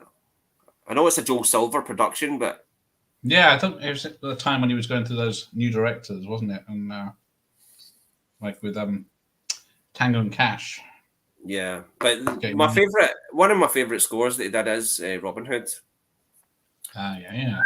If it incorporates the big song as well, it helps. Action Jackson, it was. Oh no, it was Craig R. Baxley. Craig R. Baxley? Who in the wide world of sports is that? You don't know Craig R. Baxley, director of Dark Angel and Stone Cold? They're good movies. Did the stunts in Predator. He's a stuntman, yeah? Yeah, I think he's a stuntman turned director. Action director. That tends to happen. I don't know if that tends to happen quite a bit. I mean, you go back to what's his face, Smoking the Bandit dude. Oh yeah, Hal Needham. Yeah. I mean, he was a legend, and he became a pretty decent. Craig R. Baxley did Stephen King's Storm of the Century, Rose Red. The dude that did John Wick, I think he doubled. He doubled for like Brandon Lee and stuff. Yeah, and he directed, was it Deadpool? No. Deadpool 2. Was that before? No, that was after Dominic, because at the beginning it says, from the director of the man that killed John Wick's dog or whatever it was. Stone Cold, Dark Angel, both. Yeah, so you had Action Jackson, Dark Angel, Stone Cold in 88, 1991. 9 episodes of the A-Team he directed, and then he did Action Jackson. Love it. Love Action Jackson. Yeah. Should have been a series of films. Edge of Darkness with Eric Clapton. BBC production. The Bob Peck. Oh, yeah. What's that? It was Eric Clapton and David Sanborn that were on Lethal Weapon. He did the saxophone. I always like that how Murtaugh had the saxophone and Riggs had the electric guitar. Yeah, it's awesome, wasn't it? It's kind of cool. Made the film better. Giving them own theme tunes, which you don't get. What? Although Conor McLeod seems to be who wants to live forever, but the Three Musketeers with Kiefer Sutherland and Charlie Sheen. Yeah. No, who was it? Rod Stewart, Sting, and Bryan Adams. Yeah, and Rod Stewart and Sting. I don't know how I got that on VHS. I think I do. But I'm usually wrong. Well, I think I have. It was like Disney. Disney were always about that back then. They were always playing catch up. They would always impersonate other films. Yeah. You know, whether it was The Black Hole with Star Wars or Three Musketeers with Robin Hood, they were always 2 steps behind everybody. Oh, yeah. There's this guy falling and. Oh, yeah. Tangerine Dream. Oh, yeah. Vangelis, God rest him. Amelie. Oh, Amelie. I love the Amelie one. Still never seen Amelie. Can you believe that? Amelie. That's been on my list for a long time. Which one? Amelie. I remember when it came out and someone said to me, see if you're ever going to watch Requiem for a Dream, make sure you watch Amelie right after it. It will cheer you up, yeah. It will be the antidote for Requiem for a Dream. And I forgot to do that, actually. So I was depressed for a week. You know? I love Amelie's soundtrack. It's a fun. I'm French. Oh, I love Eric Serra. Leon, the Big Blue, Nikita. I've got a soft spot for GoldenEye as well. I know a lot of people, that's quite divisive. Oh, yeah. 2003, can you believe? Goldman. I know, two absolute legends. I loved his work on License to Kill as well. I think I've still got the cassette of that. License to Kill. Oh, keep going. Repeating the old same tracking shot from the first one, yeah. Yeah. Well, as I said, if you watch carefully, apparently Connor uses two different swords because they stitch together this fight from two different fights. So he's got a different sword in each fight, it says. It's not a memorable fight at all. No, and it's over really quickly as well, I think. Because there's a bit in the uncut version where him and the woman climb a mountain and go past the barrier, and it's all blue skies and snow and everything. That's right. I like that. Yeah. See, the street saw back somehow. Tells. I'll tell you, Gareth, in the mid-90s, a couple of years after I'd seen this, I got a pirate copy. There used to be this weird thing. I mean, I was mad for video piracy in the 90s, and a lot of my friends would go on holiday to Cyprus, and for some reason, Cyprus was just a place to go if you wanted pirate movies. See, the summer of 1993, we had the entire summer locked down on pirate video. Everything that was out that summer, we had it. Right? Even Pet Sematary 2, which wasn't even out for ages, we had that. And we also had Highlander 2, and it was a different cut. It's the first time I'd seen an alternative cut to anything, and it had that scene where they climb the mountain in it. Yeah. And I was like, wait a minute, when did this happen? I don't remember this. Did I go for a piss? Yeah. It was mind blowing at the time. So sadly, I don't know. Wargold and Miklos Rosa. Al, you heathen! Have you seen the other cut, the Sloaning? This is the man that made me wish bullets and champagne, calling it Highlander. Yeah, I love it. The shimmy slide. Wow. That's the one. I put that on for someone about a year ago, and they were so depressed during it. They were just like, so bad. They just couldn't see the funny side of it. John DeHart, what a great actor. I will get you for that, Al. Introducing me to the films that I can. My buddy can do Hamlet. He knows the lines. Yes, Shakespeare wrote it. Even the stripper board. It's William Smith that does it for me, innit? Yeah. His eyes were dilated.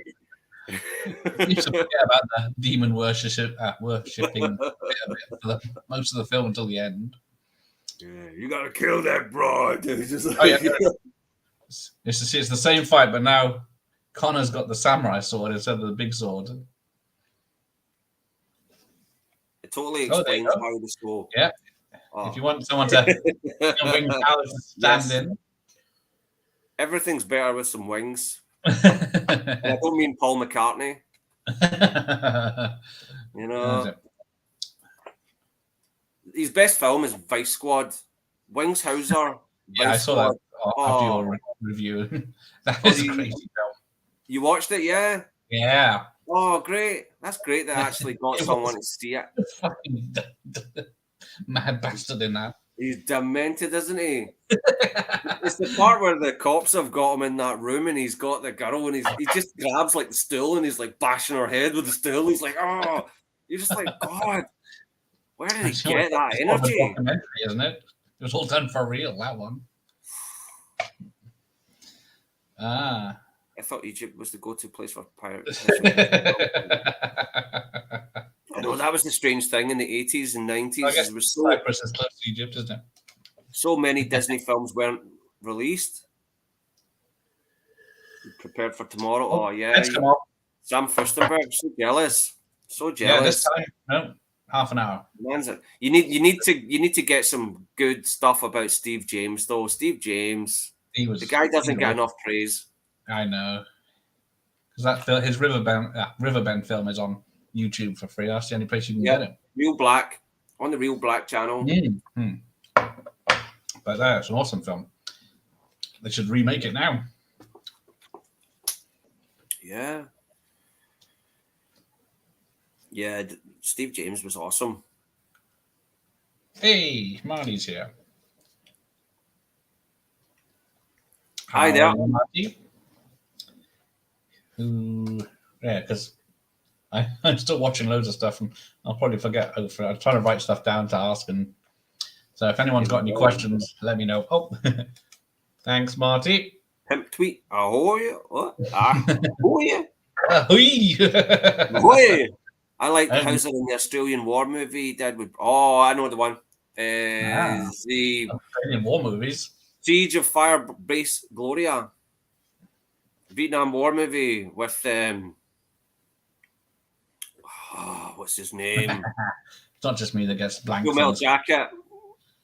R. Lee Emery. Oh, is it? Yeah, it's a good movie. Yes, Riverbend is on YouTube. Riverbend's on YT. Real Black have it.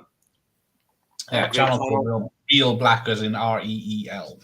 Amazing channel. I've been watching them for years. I actually I joined in one of their live streams, not like this, just in the comments.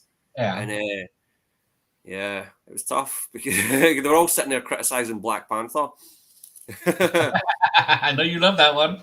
I do love Black Panther, but they had a very good point that the CIA guy, why is he in this? They were like, it was almost like, the CIA have got a reputation in Africa, right? Of doing some dodgy deals and dodgy deeds, overthrowing governments and stuff. And they were pointing that out. It's like, why is this character getting all pally with the CIA? That's sort of disingenuous to the black people around the world. Yeah. It does have it. Look. He's in the sky now. Oh no. Was he just about to be in the sky? Yeah, he's in the sky and she's on the ground. Oh. It's the original cut and he's mustaffing it. It's like, let's appear in another 1991 movie. He really wanted to be in Hook instead. Do you ever see that on Brewster McCloud with Bud Cort? Bud Cort? Doesn't ring a bell. That's the dude that's the one that did the voice of the computer in Electric Dreams. Oh, Bud Cort, of course he did. Yeah. I thought I recognized the name. I was trying to place it. He was also in MASH. No. Was he not Harold and Maude? Harold and Maude. There's a fantastic film. So off the wall. Harold and Maude. 4 little video shows didn't have what? Hang on. Sorry, Dutch, I missed. That's the biggest one I never saw. Hang on. What were we discussing? Sorry, I missed what we were discussing on there. Fun fact, Brendan McCarthy, who wrote 2000 AD and the story for Man Ratch, done the first draft of this. It does have that 2000 AD. Has that 2000 AD kind of vibe to it? The set design and all that. I think I did hear that when someone mentioning it. And those crazy punk sort of whatever they were, those crazy punks that get their heads chopped off. Yeah. That's what maybe because my candle they were turned deaf to the CIA's dirty dealing in Africa.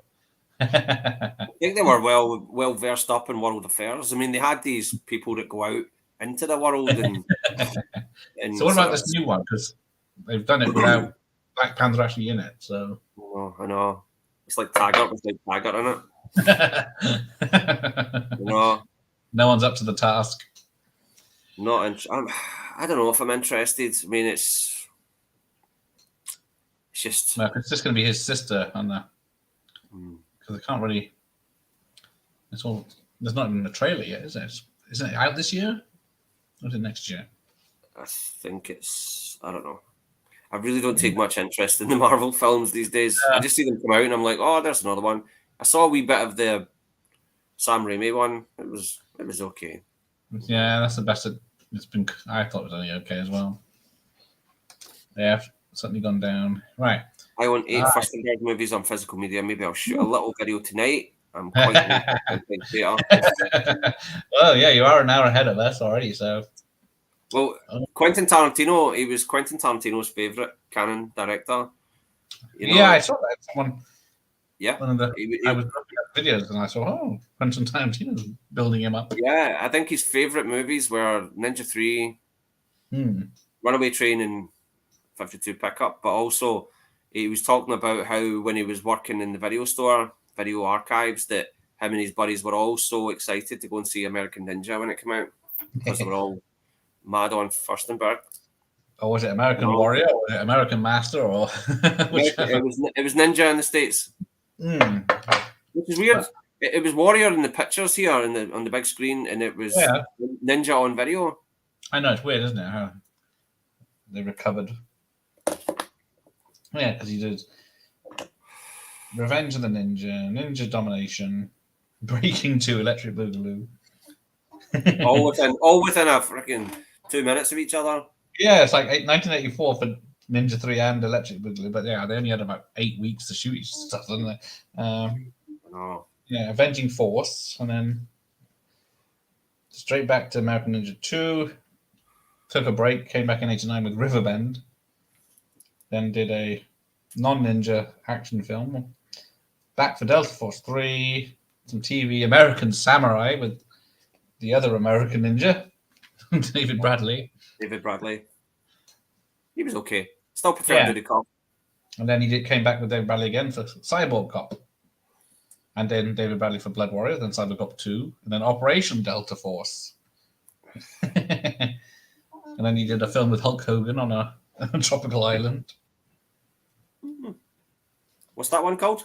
I think I might have seen it on Instagram. You were putting up stuff with Hulk Hogan. Yeah, it's not too bad for a Hulk Hogan film. Mackenzie's Island. Better than Mr. Nanny? I think so. I don't think I've seen... I don't know if I've actually seen the whole of Mr. Nanny. Are you going to join me for that, Dr. Impossible?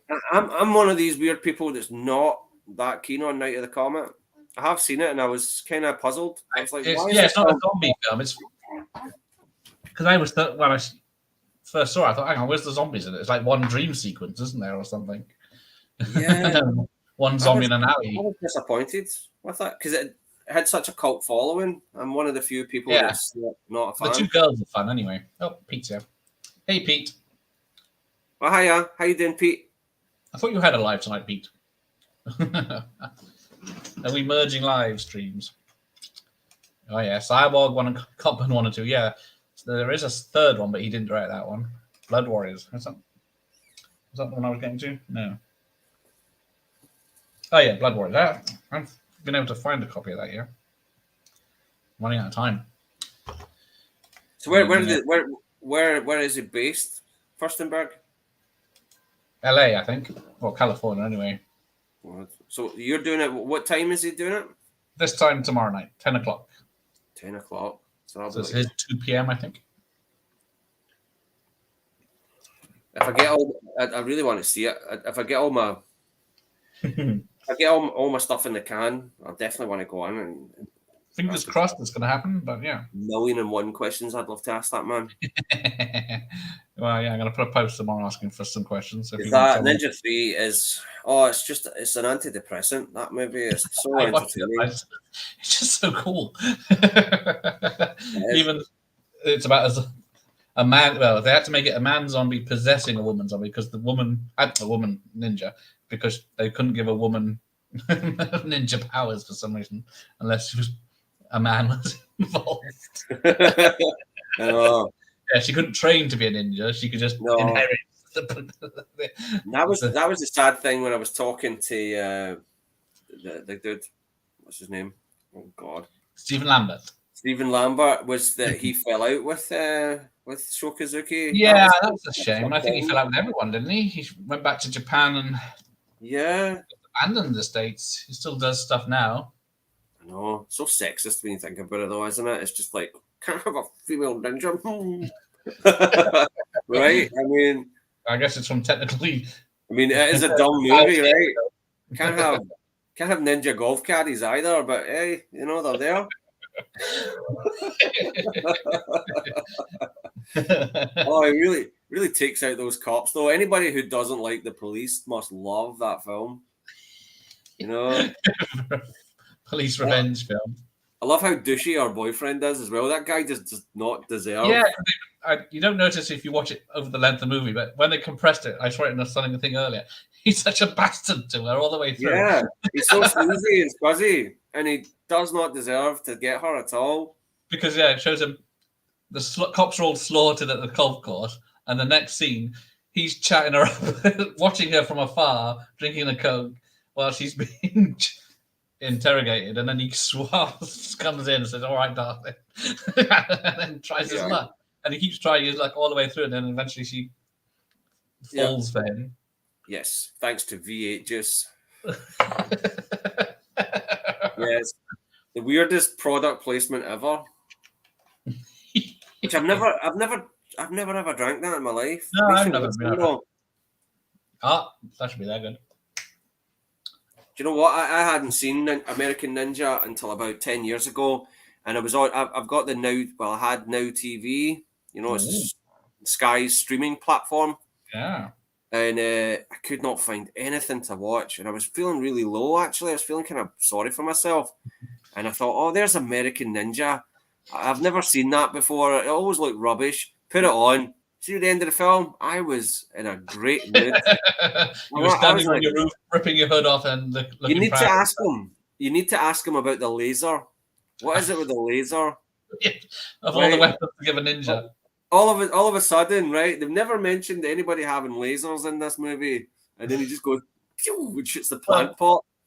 There's a bit where he gets in the car with the girl, or in the house. Yeah, he jumps through the window in her house, grabs her from behind, punches her. It looks like he punches her in the neck. She goes out, and then he gets an injection that comes out of his little hand thing, and then injects with it afterwards. It's like, and then he's got one. Then later on, he's got a little gun and 4 barrels on it from his shoots. Yeah, it's crazy. It is crazy. You do get the impression with these films that not that they're making up. Obviously, they have a screenplay, right? I know that. Well, according to Steve Lambert, when it came to the action, it was just blank pages. Yeah, right? He just got free reign. Yeah, he just got free reign to do whatever he wanted, right? And but it's kind of, and you get the impression these guys didn't have the time, they didn't have the money. They just we forgot to have the guy throw a shuriken, so we just let's put a laser in, right? Fix that in the edit. We'll fix it in the edit. Keep moving. I just imagine that's the way these canon action films get made, and honestly, bravo. Yeah. The Highlander TV series was great with Adrian Paul. Yeah. I only saw a few episodes because it was random time it was on. And then I saw the movies, though. They had 2 episodes and released it on VHS to make it a movie. Yeah. Because they had 2 Highlander 3s at that point. Like, I watch a lot of... if you watch a lot of more... I mean, a lot of modern action films are just boring, to be honest. I can't stand the Fast and the Furious films. I tried to watch Hobbs and Shaw, and it was dreadful. But yeah, But the Ninja 3, it's just... And the strange thing, before I did my review, I watched Invasion USA, Joe Zito, which I don't like. I just find it's it's just empty. And the bad guys are just overly cruel, just like Michael Ironside, except he's doing it with a wink, right? And that kind of diffuses the cruelty. But they're in that movie, they're just overly cruel. You know, they try and bomb a school bus just randomly, just like, why? Right?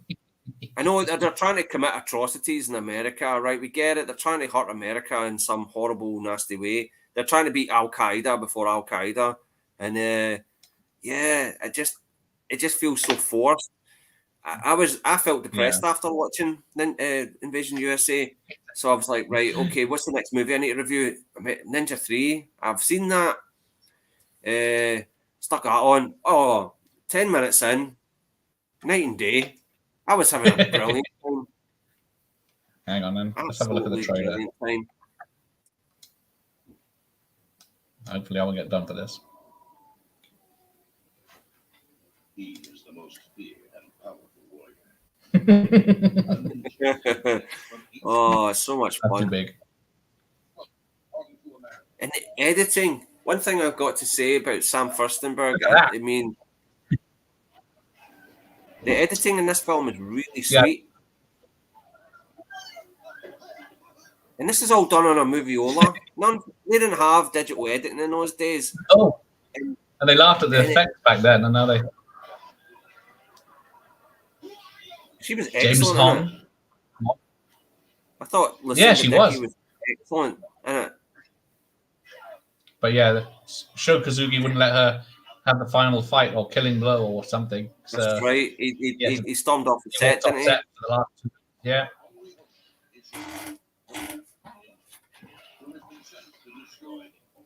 Destroy.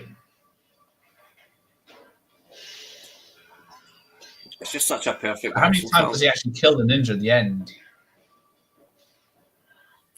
You know.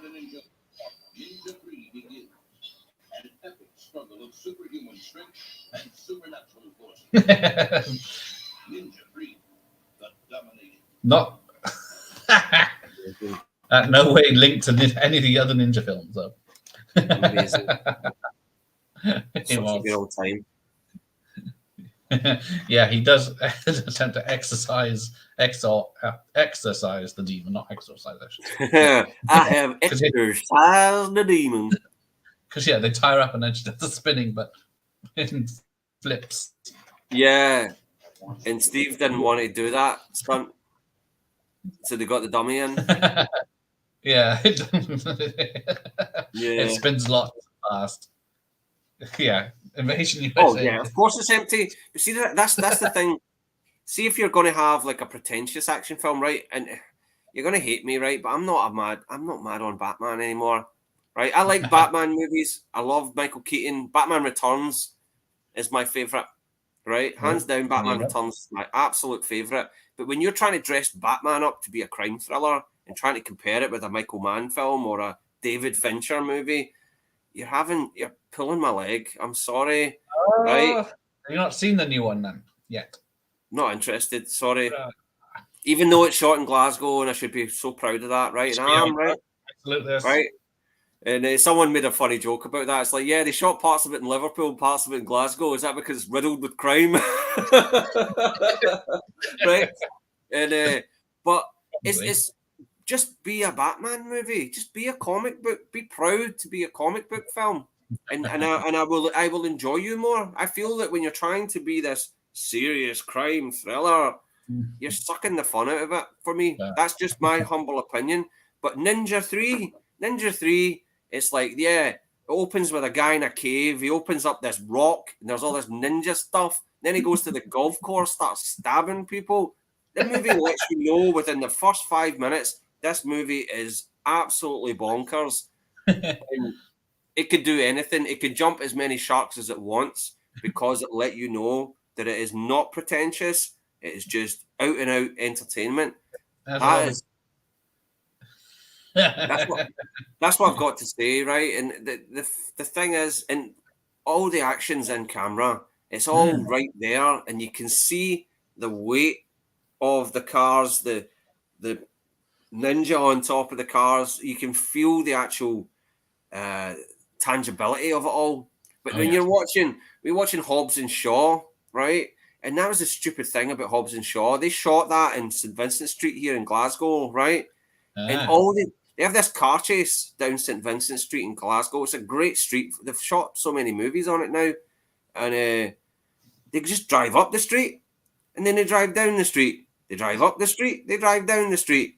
I mean, okay, most people from other countries wouldn't recognize that. But I was just sitting there going, this is the most boring car chase I've ever seen in my life, right? And a lot of action films, they tend to have no sense of geography. You don't know where people are at any given point. Am I wrong? Yeah, if you didn't see Fast and Furious 9, then you should see the car chase in that one. That's in Glasgow, Edinburgh, that one. I'm really depressed after seeing old Chuck save the world, the US. Well, yeah. Avenging Force was supposed to be a sequel to Invasion USA, wasn't it? I've spoke to other YouTubers, Lady Shasha for one. She loves Invasion USA, so I'm not knocking it. Look, it just wasn't my cup of tea, Governor, right? But compared to Ninja 3, wow, honestly, that just pure raw entertainment. That's how you make a trailer there. Just great. And I for years and years I turned my nose up at ninja movies. I'm like, oh, stupid ninja films, American Ninja. I'm never watching that. Oh, seriously. But I know I'm such a curmudgeon, Gareth. I'm sorry. Grumpy old Scotch. You're bringing the chat down now. I did create it today from Video Maker. I uploaded it on my channel, which is the very first Highlander. What's that? Okay. Is that the whole film or a review? So, favorite Batmans are Returns and the 66 movie. Sometimes you just can't get rid of a bomb. Oh, amazing. Yeah, Adam West is my Batman.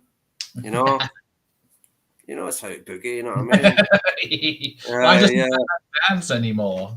Wallace and Gromit nicked that joke, the bomb joke, a few years ago. Maybe longer than that. It was on one of the Christmas specials. Wallace and Gromit. They did the exact same. You just can't get rid of a bomb. Not the line. Just Gromit trying to get rid of a bomb, and there's like babies and stuff, and it's like, right? Absolutely brilliant. That's the thing.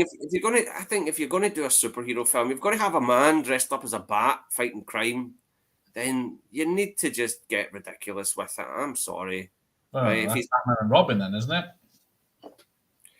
Which, do you know what? I watched that a few years ago, and I had a good time. I knew it was going to be junk, right?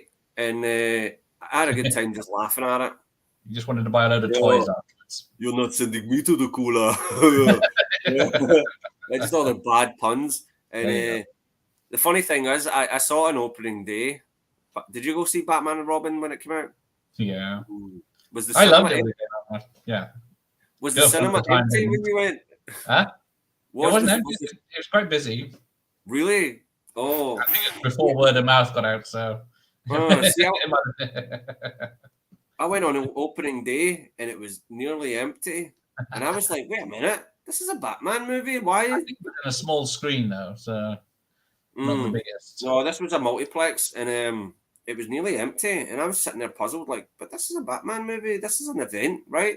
And then 10 minutes in, I was like, oh, okay. I see. Yeah. But that whole bit with the auction and the Batman credit card, oh, you gotta love that. You gotta love that, eh? You gotta love it, yeah. And it lasts for forever. But I think the most depressing one I've been to is I saw Fight Club when it came out in the cinema. Right. And it was one of the old cinemas. It wasn't a multiplex. It was like a massive auditorium with the red velvet and everything. Oh, wow. And I was the only sod in there. Oh, wow. Fight Club. And they had the penis cut into the movie right at the end. Awesome. Yeah. You're not your fucking khakis. Amazing. That blew my mind when I saw it on video a few months later. Fight Club. Amazing film. His name was Robert Paulson. But that's what I mean as well. It's I'm not trying to diss people for enjoying these movies, right? That's just my take on it. But when people are going, oh no, they're going to kill Spider-Man. Spider-Man's going to die, right? There's really no tension for these characters because they cannot kill them. You cannot kill Superman or Spider-Man. They're too valuable, right? These guys are pieces of real estate. You know, it's like the ending of Infinity War when it all turned to dust. I thought, okay, they'll be back in the next one. An interesting fact about canon, though, when they did Superman 4, you probably know this one, but when I was doing my review for Street Smart, because I was going to do Superman 4, but I thought I would just incorporate a bit of Superman 4 into Street Smart, and I found out that they had plans for Superman 5, and their plans for Superman 5 was to kill Superman. So if that went ahead, they would have They would have done it before DC Comics done it. Oh, exactly. Yeah, they would have been ahead of the game. But that's the thing. I can't get worried for these characters because they're just going to bring them back. I mean, I don't believe for a minute that Robert Downey Jr. is retired from playing Iron Man. No. I mean, they're doing all this multiverse stuff. That's hinting at just another excuse to give Robert Downey Jr. a massive paycheck. Yeah, they can bring him back at any time. So it's right, the Iron Man, this 100th universe, or what do you agree with my Victor Meldrew impersonation? You do believe it, you know? Bloody open your window and shout at some kids to get off your lawn while we're here. I know. It's an old man shouting at the wind. You know? Stop playing football outside. And I used to do.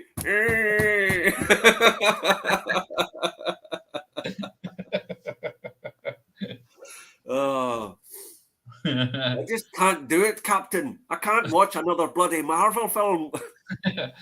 Yeah, I'm less than thrilled for Thor this week. Yeah, I liked the last one. It was an out-and-out comedy, and this one. I like this one then. I don't know. They said this one. It doesn't. Nothing in the trailer made me laugh. The last one made me laugh. That's why I'm worried about it. And I heard something really nice about that last one. I don't know if it's true or it was just marketing, right? Mm-hmm. But you remember the scene where Thor was going up against the Hulk, and then he goes, "It's okay. He's a friend from work," right? Which is a funny line, right? Apparently, they had some child on the set.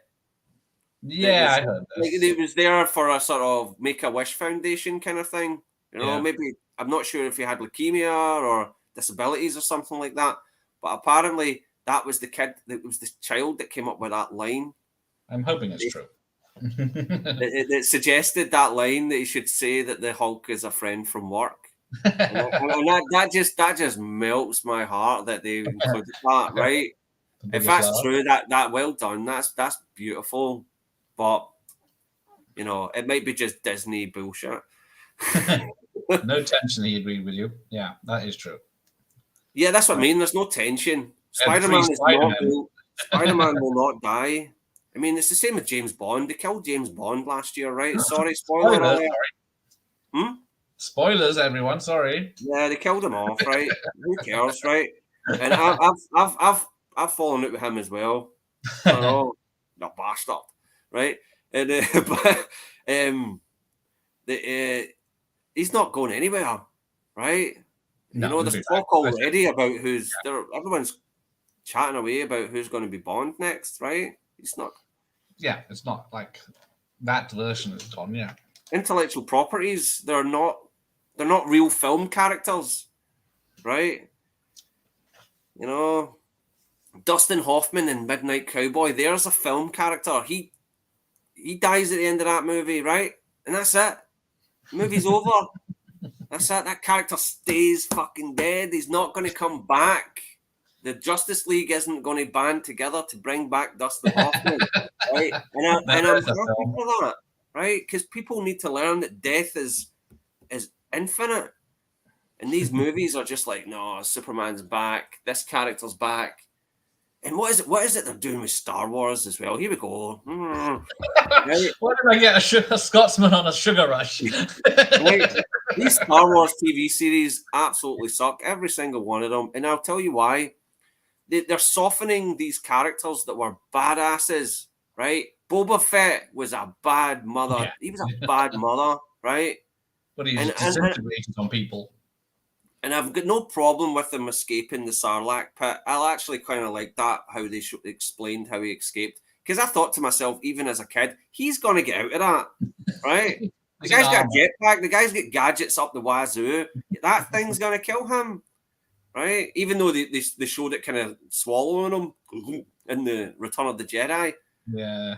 I always knew that Boba Fett would get out of that, right? That wasn't my problem. It was the fact that they softened him. And then with the bloody sand people, come on. They softened the sand people.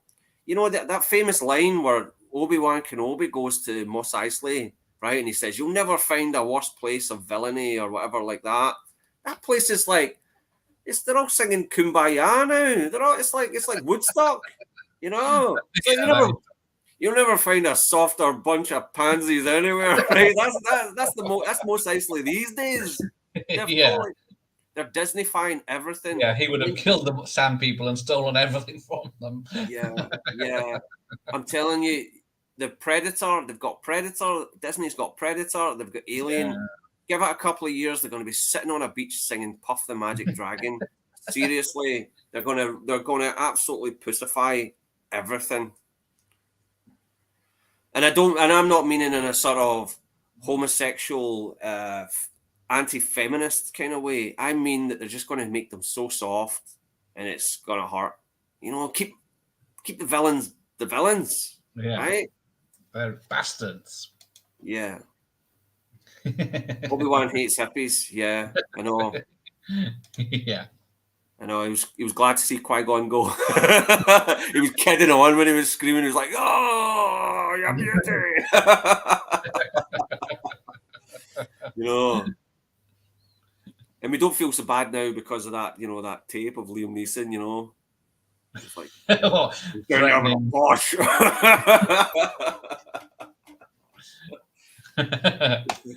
Yeah. Uh-oh. Well, that is true. So get his fucking pink fluffy elephant. He's cleverer than that. I'm good here. Hi, Jeff. After that. Wow.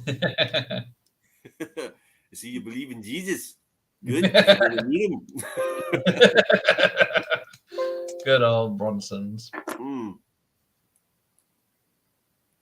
Still my favourite Bronson. I mean, Once Upon a Time in the West, right, is one of the best. And Mr. Majestic. Mr. Majestic, you know, every time people talk about Bronson, I always bring up Mr. Majestic. I just got to get my melons in.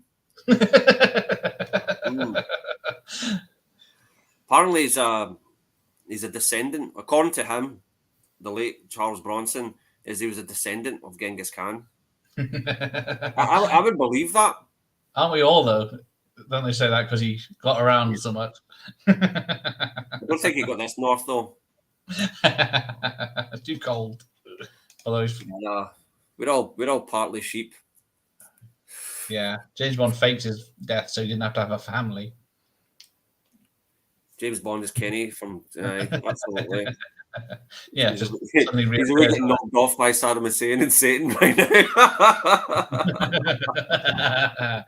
Uh-oh, Jeff hates yeah, No Time to Die was dull as dishwater. I'm sorry. Hey, yeah, it was a shame. Yeah. The 3 men at the station. Inside the 3 men were 3 bullets. You know, brilliant. Badass. Man's a bad man. Such a badass. Henry Fonda. Oh, how Henry Fonda did not get an Academy Award for that part is just beyond me.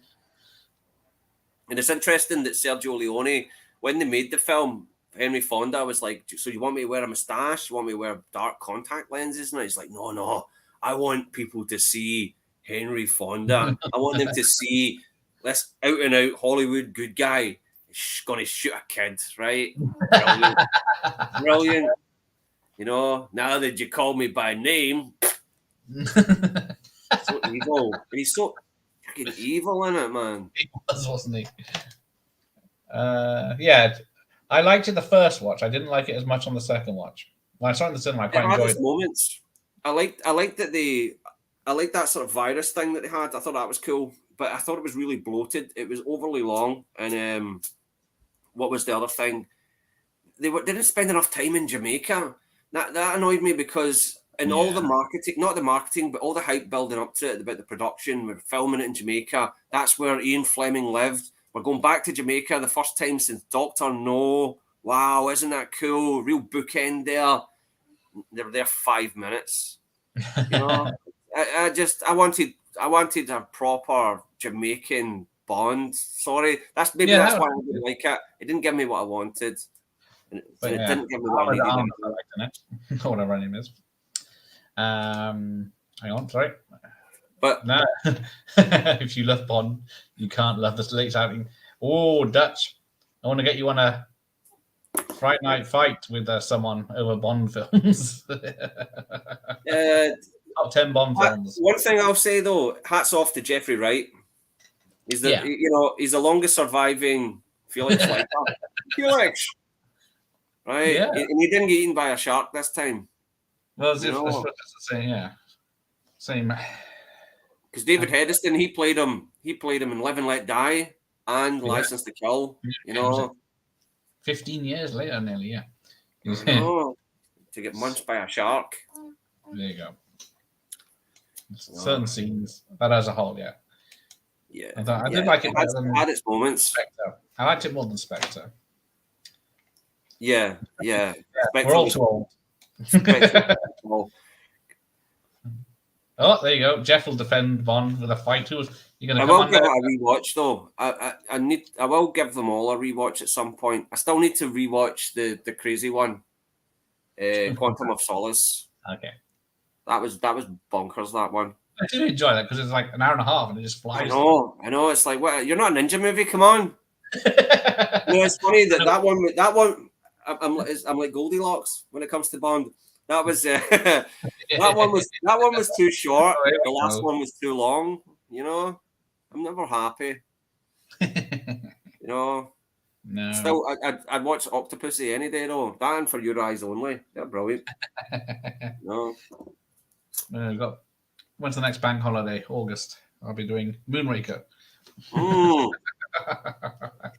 What can you do in Rio for 3 days if you don't Saturday? I know. Written by the guy that wrote Confessions of a Window Cleaner exclusively. It's that whole part with Jaws falling in love with the woman. But did she have braces when you remember it? Because I remember having braces. Me too. That's why you fancied it. It wasn't because she was a short little blonde with pigtails. It was because Nelson Mandela removed those braces, man. You're right. She had braces.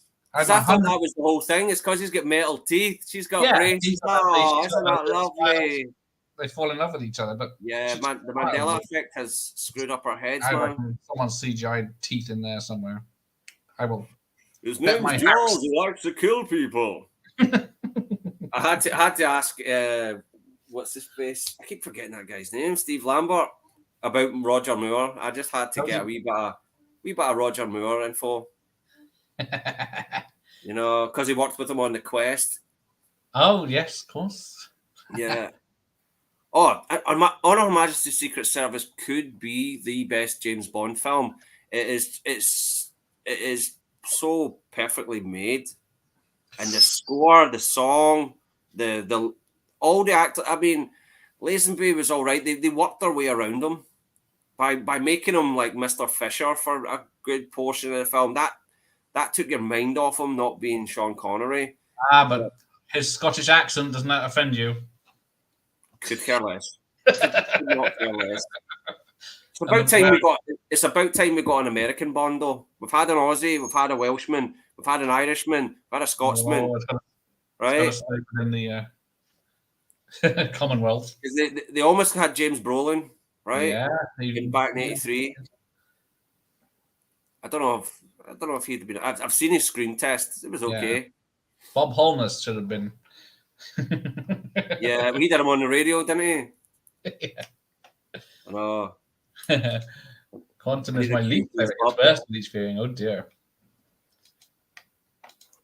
Well, literally just got done watching my least favorite is the man with the golden gun. But Brick Eklund's in that in a skimpy bikini. You know a funny thing about that, right? Cubby Broccoli saw her in The Wicker Man. Right? She was naked. She was naked in The Wicker Man, beating on the door, and he was just enchanted that she had such a nice body. And little did he know that it was a body double. He hired her thinking she had the same body from that, and it was a body double in The Wicker Man. First time watching Moonraker. Man, wow. Enjoyed it. Yes, where a pigeon does a double take. Play it again, Sam. So many cheesy lines in it, man. I love it. I love it because it's same with Die Another Day. That's like the modern Moonraker. I like Die Another Day. The effects are horrendous. And Madonna's in it. But it is. It's like Moonraker's child. But Reynolds, that is true. Yeah, I didn't know West. I didn't know West was. He would have been a good Bond. He'd have been a real cheesy Bond. Be like the Saint. I like Adam West when he's in Hooper with Burt Reynolds. He's the actor. Yeah. He's the actor that Burt Reynolds is doubling for. Yeah, and they give him a moustache just so that he can look more like Burt Reynolds. I love Hooper. Crazy ass car stuff at the end. Mental. Oh, hang on. Is that your least favorites?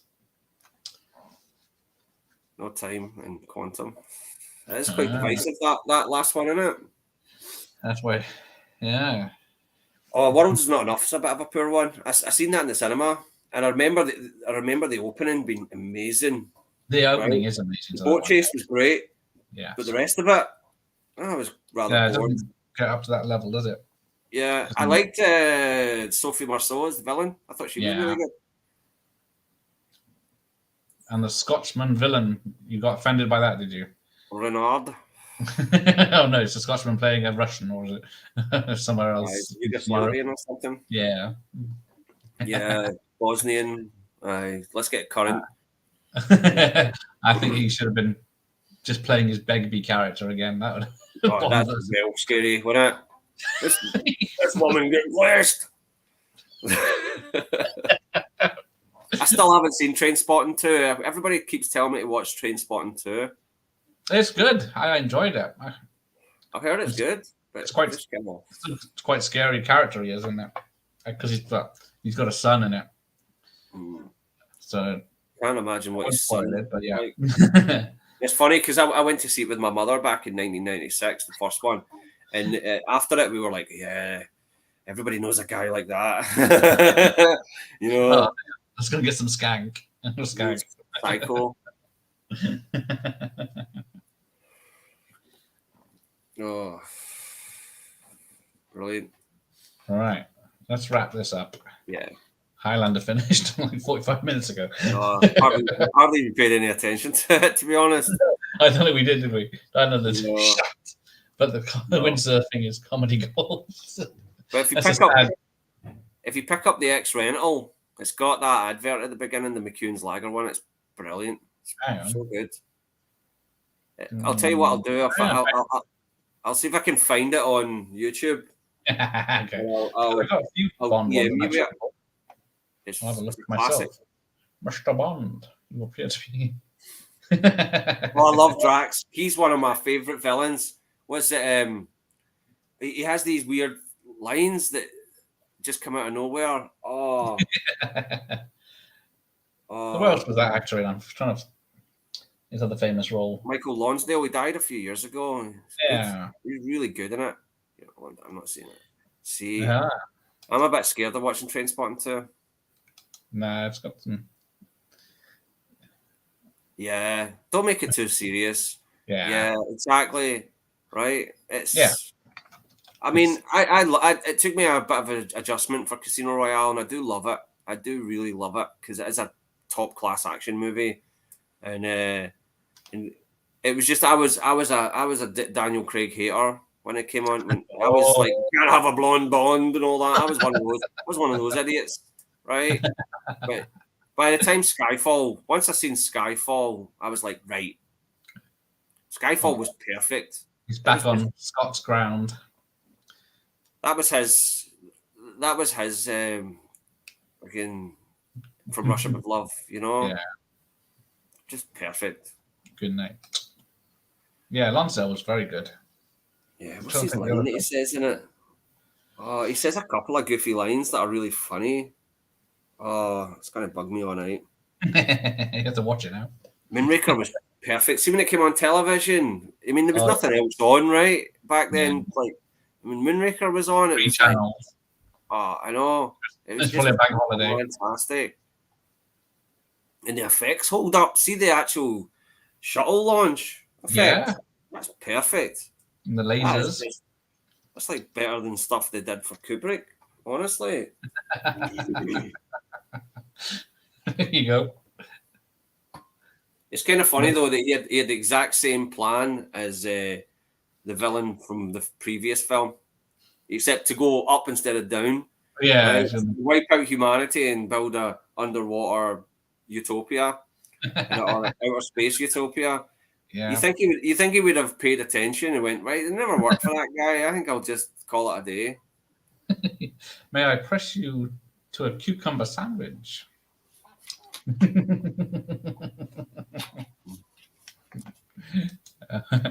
All right then. Well, thanks for Terence for making it again. Yeah. Well, it's time to say goodbye. It's been good having you so near. And thank you for that. Yes. It was a kind of magic. Yeah, that's his. I need to watch. There's a line from Drax, cucumber sandwich. Mm-hmm. Right. Thank you to everyone in the chat that joined in and turned up. Dutch, Bronson, DVD and Film Bloke, Al, Playtendo Guy, Trash Picture Show, Dr. Impossible, everyone else, apart from that one person that had spoilers for Thor, but luckily I got him quick. All right. So, thank you and good night. Good night. Good night, Bronson and Dutch, as you're an hour ahead anyway. Bedtime. All right, then. Good night, all. Good night, Dutch. Thank you. Oh, Ding Dong McGinty. Hang on, Ding Dong McGinty's here. That's me. That's one of my ninjas.